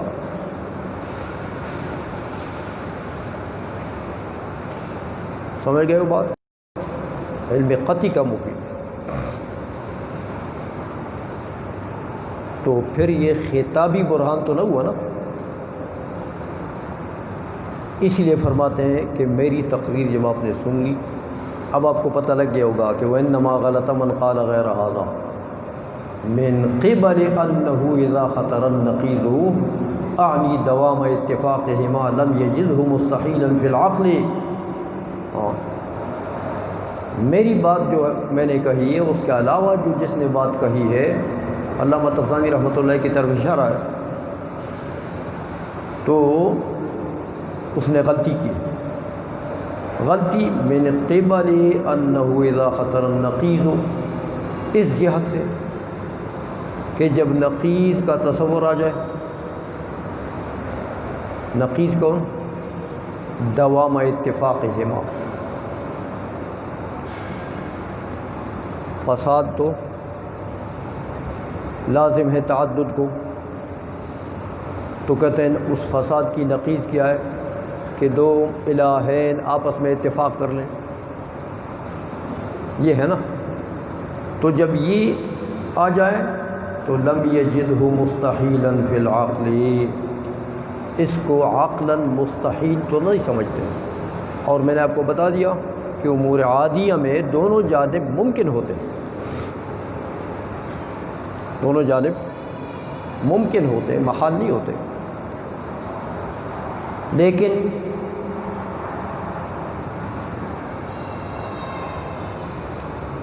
کہتے ہیں یہ بات تو آئی لیکن وَيَنْسَى أَنَّهُ لَمْ يُؤْخَذْ فِي مَفْهُومِ الْعِلْمِ الْقَطْعِي اسْتِحَالَةُ النَّقِيصِ. ہاں یہ بات بھول جاتے ہیں لوگ کہ میاں علم قطعی کی تعریف میں استحالۃ النقیض تو ماخوذ نہیں ہے نا جو ابھی میں نے آپ کو بتایا. عدم احتمال النقیص یہ تو علم قطعی کی تعریف میں ماخوذ ہو. جو چیز ماخوذ ہے وہ کیا ہے؟ بل مجرد الجزم عن موجب یہ چیز ماخوذ ہے کہ محض جزم مطابق للواقعہ حاصل ہو لیکن اس کی بنیاد موجب پر ہو یعنی عادت پر ہو. یہ ماخوذ ہے اس میں. بأن الآخر هو الواقع جانب آخر تو واقع ہے تو اس کی نقیض اگر تصور میں آ جائے تو یہ کوئی محال نہیں ہے کیونکہ عدم و احتمال النقیض تو اس تعریف میں ماخوذ ہی نہیں ہے کہ اگر اتفاق آ جائے تو وہ جزم میں کوئی فرق ڈالے گا. اسی لیے فرمایا وَإِن كَانَ نَقِيضُهُ لَمْ يَسْتَحِلْ وُقُوعُهُ اگرچہ اس کے نقیض کا وقوع کے محالات میں سے تو نہیں ہے. سمجھا گئی ہے کہ عدم و احتمال النقیض تو اس تعریف میں ماخوذ ہی نہیں ہے. واللہ سبحانہ الموفق. اب کہتے ہیں میاں بات تو دیکھیں نا جہاں معمولی سا بھی اشارہ ہوتا ہے کہ ابن حمام تو جیت گئے بھائی. ہاں علامہ طبرانی کا قول جو خطابیہ دلیل خطابیات میں سے ہے اور ملازمہ اقناعیہ ہے اور یہ بات تو انہوں نے فرمایا غلط. تو ایک وہم سا پیدا ہوتا ہے کہ ابن حمام نے تو ایسی بات کر دی کہ غلطی کی نسبت طبرانی کی طرف کر دی رحمہ اللہ تعالی. تو مطلب یہ کہ اپنی طرف کچھ اشارہ دے دیا نا کہ میں بھی کچھ ہوں. دیکھا میری تحقیق آپ نے سنی. فرماتے نہیں میں کچھ نہیں. واللہ الموفق میں کچھ نہیں. معمولی سا ہے رمز سا وہ بھی سمجھنے والے سمجھتے ہیں. کوئی شاید آپ میں سے بہت سے کے دلوں میں یہ بات گزری بھی نہ ہو لیکن ابن حمام تو ابن حمام ہے. انہوں نے کہا شاید کسی کے دل میں اس مقام میں یہ بات آئے کہ اچھا طبرانی نے غلطی کر دی تو بڑا جیتا ہے پہلوان ہے تو اپنے آپ کے طرف کوئی اشارہ تو کیا. فرمایا نہیں میں کچھ نہیں. واللہ الموفق صحیح بات کی توفیق دینے والا اللہ ہی ہے، اس کی توفیق سے ہوا میں نے جو کچھ کیا، یہ فرما دیا، ورنہ یہ بیچ میں اس جملے کا کوئی ربط نہیں بنتا، ربط یہ ہے۔ اب کہتے ہیں میاں جب یہ بات پتہ لگ گئی کہ علم عادی جو ہے یہ علم ہے، مفید قطع ہے،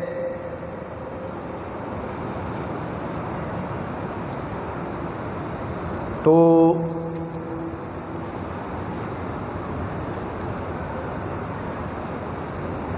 جنہوں نے دیکھو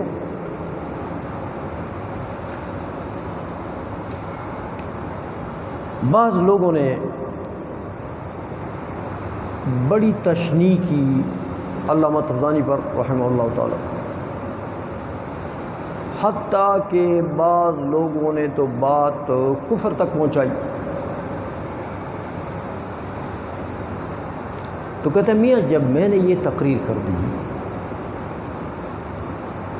کہ میاں اس علم قطعی کی تعریف میں عدم احتمال النقیض کا لفظ شامل ہی نہیں، علم قطعی کی تعریف میں صرف دو چیزیں ہیں کہ جزم اس سے حاصل ہو، وہ علم جزمی ہو، مطابق للواقعہ ہو، اور عن موجبن ہو، بس۔ اب اس کی نقیض اگر متصور ہو، کیا یہ محالات میں سے ہے؟ یہ تو بتا دیا نا کہ اس کی نقیض اگر متصور ہو جائے تو محالات میں سے نہیں ہے۔ تو میاں زیادہ سے زیادہ علامہ طبرانی کے قول سے کیا ثابت ہو جائے گا کہ نقیض متصور ہو گئی ہے۔ تو جب نقیض متصور ہو گئی ہے اور وہ محالات میں سے نہیں ہے تو کیا کفر ہو گیا؟ کفر تو نہیں ہوا۔ تو جن علماء نے علامہ طبرانی رحمۃ اللہ علیہ پر تشنیع کرتے ہوئے اس حد تک وہ پہنچے کہ انہوں نے کفر کی نسبت کی ہے، ان سے تعجب کی بات ہے، ان کے علم پر تعجب کرنا چاہیے۔ ابن حمام فرماتے ہیں کہ اس قدر تو معاملہ نہیں پہنچانا چاہیے بھائی، سمجھ میں آ گئی ہے؟ اسی لیے فرمایا کہ میری اس تقریر کو اگر آپ غور سے آپ کو پتہ لگے گا تو نقیض تو محالات میں سے نہیں ہے۔ تو جب نقیض محالات میں سے نہیں ہے تو نقیض کا اگر پہلے تو علامہ طبرانی نے نقیض کا قول کیا ہی نہیں ہے، وہ تو صرف ملازمہ کو اقناعی کر رہے، دلیل کو خطابی کر رہے، لیکن چلو خطابی کہہ دیا، اقناعی کہہ دیا ملازمے کو، تو زیادہ سے زیادہ کیا ہو جائے گا کہ نقیض متصور ہو جائے گی۔ تو نقیض متصور ہونا کوئی محالات میں سے تو نہیں، وہ بھی جائز ہے، ممکن کہ ہر دو جانب جائز ہوتے ہیں۔ اس لیے تشنیع اس حد تک کرنا علامہ طبرانی پر کہ معاملہ کفر تک پہنچائے، یہ قابل تعجب بات ہے۔ ان علماء سے جنہوں نے یہ کام کیا قابل تعجب بات ہے۔ اسی لیے فرماتے ہیں کہ دیکھو میاں وعن ظہور دخولہ فی العلم، یہ بات جب ظاہر ہو گئی ہے کہ یہ علوم عادیہ جو ہے یہ علم میں داخل ہے، یہ علم قطعی ہے، لیکن اس کا نقیض محالات میں سے نہیں ہے۔ جب یہ ساری باتیں آپ سمجھ گئے بما ذکرنا، تو اس کے بعد کفر بعض الناس القائل بأن الملازمۃ اقناعیۃ او ظنیۃ ونحوہ قابل تعجب، سمجھا گئی ہے؟ لہذا بعض الناس کا کفر کا قول کرنا اس قائل کے لیے جس نے یہ قول کیا کہ ملازمہ اقناعیہ ہے یا ظنیہ ہے یا اس قسم کا قول کیا کہ دلیل خطابی ہے وغیرہ، تو ان کے لیے اس قسم کی تشنیعات کرنا یہ قابل تعجب بات ہے۔ لہذا اتنا لمبا چوڑا نہیں کرنا چاہیے اس بات کو.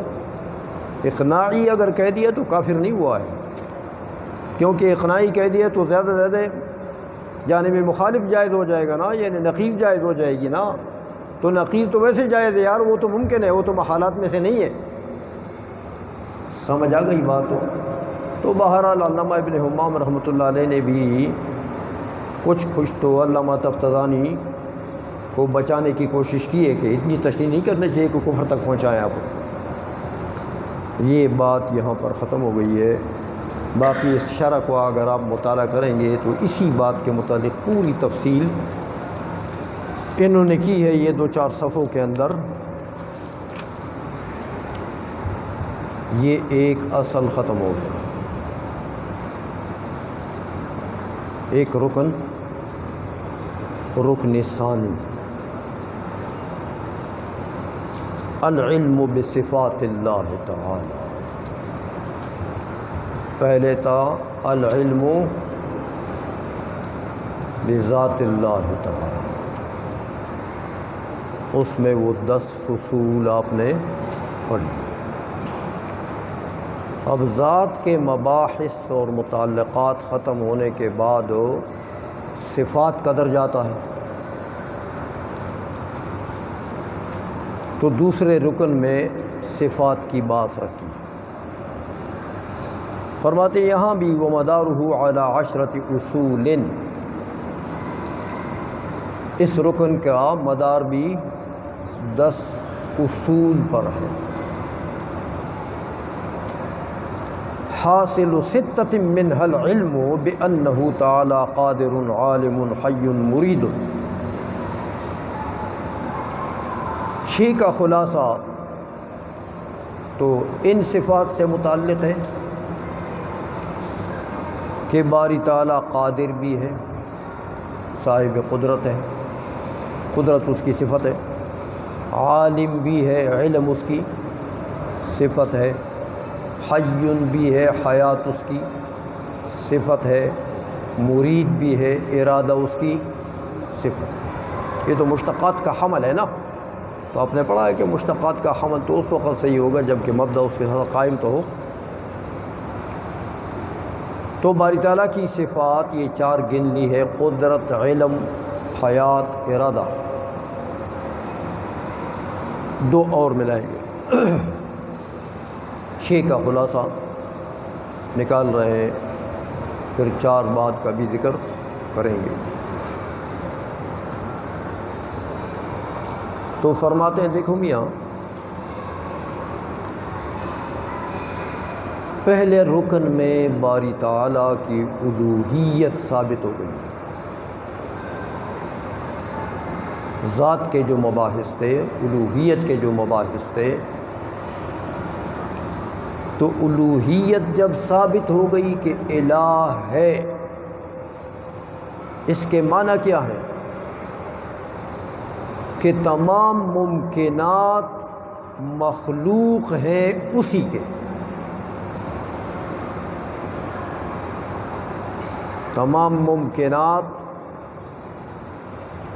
جب وہ الہ ہے، خالق ہے، معبود برحق ہے، تو معبود کیوں ہے؟ معبود اسی لیے ہے کہ وہ خالق ہے. تو جب خالق ہے تو مخلوق کی نسبت کس کی طرف ہوتی ہے؟ مخلوق کے خلق کی نسبت خالق کی طرف ہوتی ہے.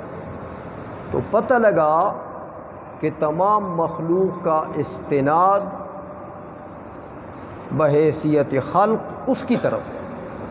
اسی لیے فرمایا کہ لما ثبت وحدانیتہ فی الالوہیت ثبت استناد کل الحوادث الیہ. تمام حوادث کا استناد اسی کی طرف ثابت ہو گیا. الوہیت کے اس بات کے ضمن میں یہ چیز آ گئی. اور فرماتے ہیں کہ نہیں مانتے ہو تو وہ ہوا مشاہد. یہ چیز تو مشاہدے میں بھی ہے. کہ میاں بہت سی چیزیں ایسی ہیں کہ بندے کے کسب کو اس کے خلق میں دخل ہی نہیں ہوتا اور شے پیدا ہو جاتی.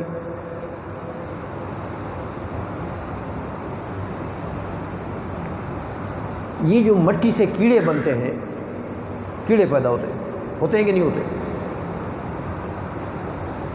بندے نے کوئی فیکٹری لگائی ہے کیڑیوں کی، کیڑے بنانے کی. عین مٹی سے کیڑے پیدا ہوتے ہیں. کس کے کسب کو اس میں دخل ہے کسی کے دخل، کسی کے کسب کو دخل. پانی میں مچھلی پیدا ہوتے ہیں، کس کے کسب کو مچھلی کی پیدائش میں دخل ہے؟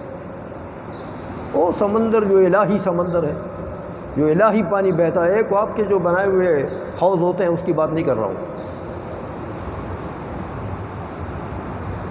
لیکن جو الہی سمندر بہتے ہیں کتنی مچھلیاں ہیں اس میں، کس کے کسب کو دخل ہے اس میں؟ تو بلا کسی غور و فکر کے پتہ لگتا ہے بھائی ان کا بھی کوئی خالق تو ہے.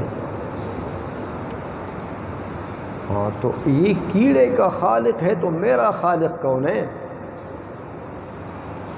اس کیڑے سے تو میں موٹا ہوں نا، تو میرا بھی تو یہ کیڑا بغیر خالق کے نہیں بن سکتا ہے، کوئی تو ہوگا. البعرۃ تدل علی البعیر وهذا العالم الکبیر کیف لا يدل علی العلیم الخبیر. ایک مینگنی راستے میں آپ کو مل جاتی ہے تو مینگنی کہتے ہیں میرا، ہاں جس کے پیٹ سے میں نکلی ہوں نا وہ اونٹ ہے، اونٹ. تو اونٹ کی آنتڑی کے بغیر مینگنی نہیں بنتی ہے. تو ہمارا یہ موٹا بدن یہ بغیر کسی کے بنائے بن گیا. اس لیے پتہ لگا کہ جمیع حوادث کا استناد باعتبار خلق اسی الہ کی طرف ہے جس کی الوہیت دلائل سے ثابت ہو گئی ہے، وہی سب کا خالق ہے. اسی لیے فرمایا ثبت استناد کل الحوادث الیہ وہو مشاہد لنا، وہو مشاہد. بہت سی جگہوں میں ہم مشاہدہ کرتے ہیں، دیکھتے ہیں کہ اس کا استناد، اس کے خلق کا استناد آپ کسی اور چیز کی طرف نہیں کر سکتے کہ وہاں کسی کو دخل نہیں ہے. منہا، اچھا خالق تو وہ ہو گیا، وجود تو اس نے دے دی، لیکن وجود کے علاوہ بھی وَمِنْهَا کمال الاحسان، کمال الاحسان. کہ دیکھو میاں ان مخلوق و حوادث کے ساتھ باری تعالیٰ نے ایجاد میں بھی بڑی کرم نوازی فرمائی. اس کے وجود کو دیکھیں، ہر ایک کا وجود الگ ایک مصنوع ہے اور اس میں الگ صنعت ہے، الگ کاریگری ہے. اور پھر ہر ایک مصنوع کے وجود میں جناب مختلف مصالح ہیں، مختلف منافع ہیں، مختلف حکمتیں ہیں. احسان کے لفظ میں یہ سارا ہے کہ منہا کمال الاحسان، کہ ان حوادث کے وجود میں، ایجاد میں، ان کے بقا میں باری تعالیٰ کا کمال احسان ہے، کمال احسان موجود ہے. سائنس اسی تفتیش کا نام ہے کہ مخلوق موجودہ جو ہے، موجودہ مخلوق میں سے کسی جزئی کی تحقیقات کریں کہ اس کے وجود میں، اس کے پرزوں میں، اس کے اعضاء میں کیا کیا منافع ہیں، کیا کیا مضرات ہیں، سائنس اس کا نام ہے۔ تو میاں مخلوق کے جزیات میں جتنی تفتیش کریں گے، آلات تفتیش آپ کے پاس ہوں گے، ہاں لیبارٹریاں ہوں گی، تجزیہ کر سکیں گے، منافع اور مضرات نکال سکیں گے، تو پھر اللہ جل مجدہ کے اوپر ایمان مضبوط نہیں ہونا چاہیے کہ اس کے مخلوق میں تو ربنا ما خلقت ھذا باطلا نہیں کہنا چاہیے۔ لیکن اللہ ان سائنسدانوں کو توفیق دے، ہاں کہ یہ سائنسدان تو کہلاتے ہیں لیکن مسلمان نہیں کہلاتے، حالانکہ اسلام کے دواعی ان کے پاس زیادہ ہیں، ہم سے ان کے پاس زیادہ ہیں۔ اسلام کے دلائل، اسلام کے حقانیت کے دلائل ہم سے زیادہ یہ لوگ جانتے ہیں کہ ہمیں کیا پتا کہ مچھلی کے وجود میں کتنے منافع، کتنے مضرات۔ لیکن ایک سائنسدان نے اگر اس کا تجزیہ کیا ہے تو لیبارٹری کے ذریعے سے اس کا سارا کچھ آنتڑی وانتڑی ساری تجزیہ کر کے وہ نکال سکتا ہے، تو وہ ہر حکمت باری تعالیٰ کے وجود کی دلیل ہے۔ لیکن اللہ ان سائنسدانوں کو ایمان لانے کی توفیق عطا فرمائے کہ یہ مسلمان ہو جائے۔ تو بہرحال اس لیے فرمایا منہا کمال الاحسان، اور جب باری تعالیٰ نے ان تمام حوادث کو موجود کیا، وجود دے دی، وجود کے ساتھ کمال احسانات کیے، کتنے منافع رکھے ہر ایک کے وجود میں۔ تمہیں یہ دو چیزیں جب آپ اکٹھا کریں گے کہ ایک ان حوادث کا ایجاد کیا، دوسرا ان حوادث میں ہر ایک کے ساتھ احسانات کیے کہ کئی قسم کے منافع اور حکمتیں ان میں رکھیں، تو یہ ایجاد و احسان دونوں کو جب آپ ملحوظ کریں گے تو یہ دلالت کریں گے کس پر؟ باری تعالیٰ کی قدرت پر۔ تو ان دونوں یہ دلیل بنیں گے کس کے؟ کہ بھئی ایسا موجد جو ایجاد بھی کرتا ہے ایسے مخلوق کو، اور پھر ان کے اندر یہ منافع اور حکم بھی رکھتا ہے، وہ بغیر قدرت کے نہیں ہو سکتا، عاجز ایسے کام نہیں کر سکتا۔ تو آپ کو قدرت ماننا پڑ گئی، اسی لیے فرمایا وَيَسْتَلْزِمُ ذَلِكَ قُدْرَتُهُ تَعَالَى وَيَسْتَلْزِمُ ذَلِكَ قُدْرَتَهُ تَعَالَى وَعِلْمَهُ بِمَا يَفْعَلُهُ وَيُوجِدُهُ۔ ہاں باری تعالیٰ کے قدرت کو یہ مستلزم ہے، باری تعالیٰ کے علم کو بھی یہ مستلزم ہے کہ یہ ممکن نہیں ہے کہ جو قادر نہ ہو وہ یہ کام کر سکے، جس کا علم نہ ہو وہ یہ کام کر سکے۔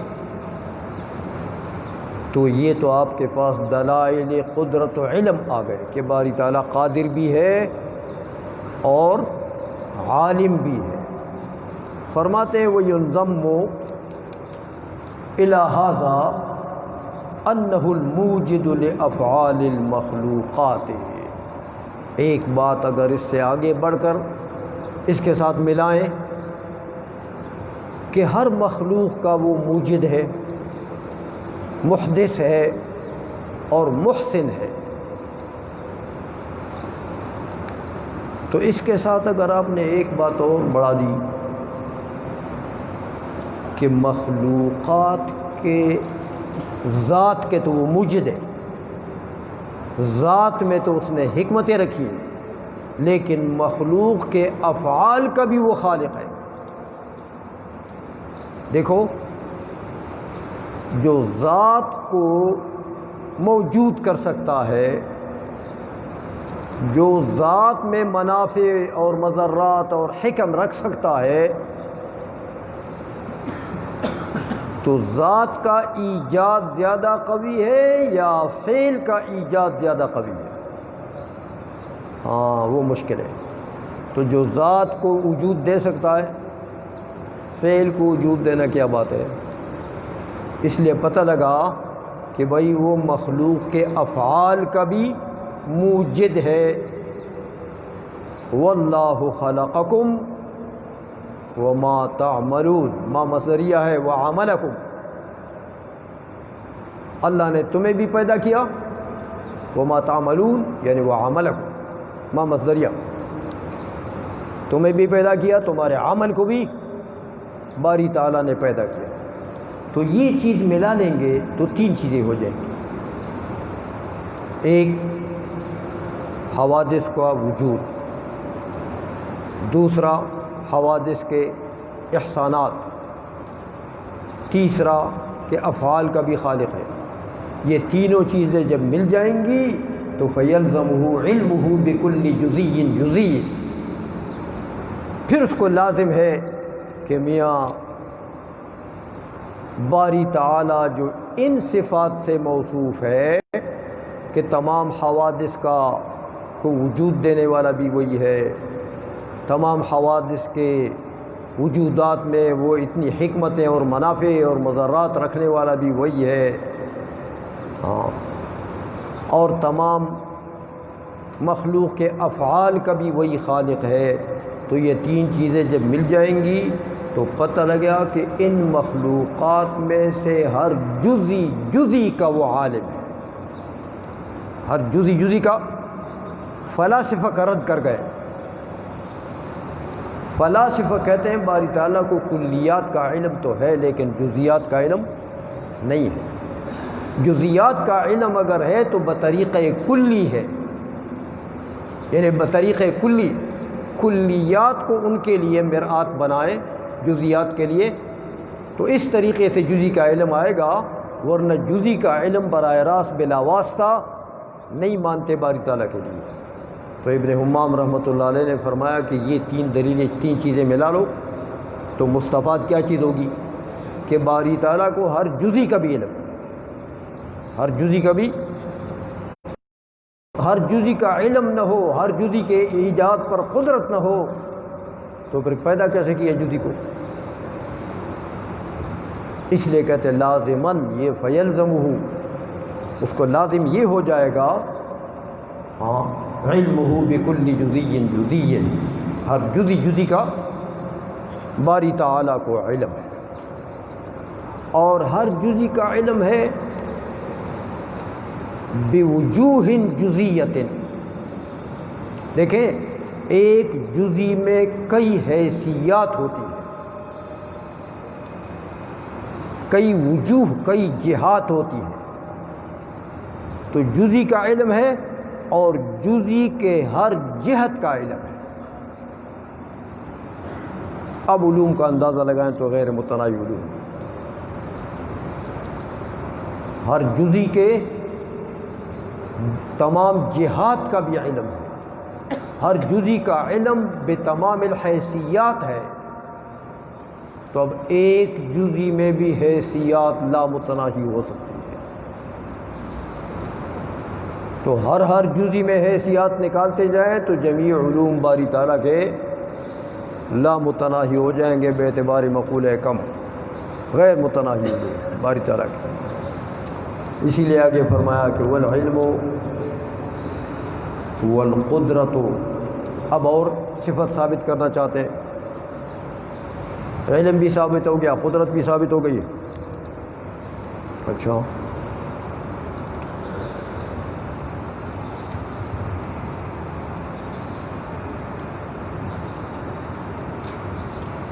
تو کہتے ہیں علم اور قدرت دونوں کو مان لیں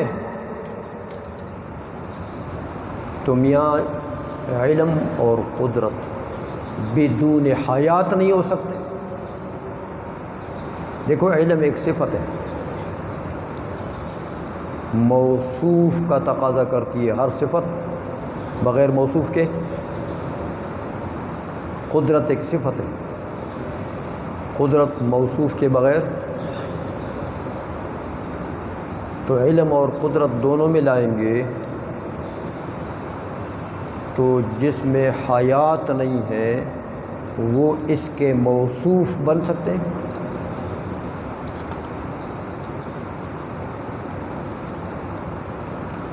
یہ کاغذ ہے میرے ہاتھ میں، ابھی کسی نے دیا.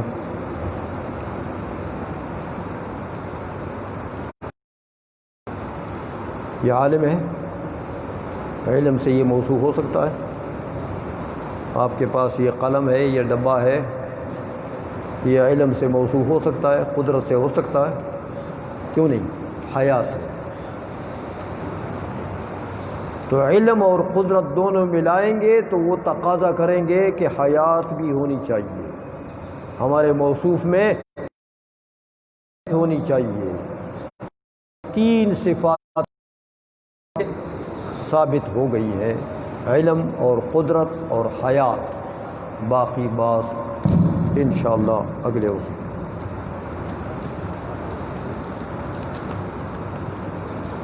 حضرت دعا فرمائیں.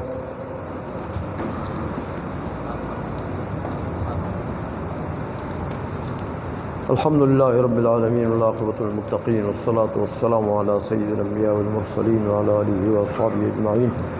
اللهم ربنا تقبل منا انك انت السميع العليم وتب علينا انك انت التواب الرحيم.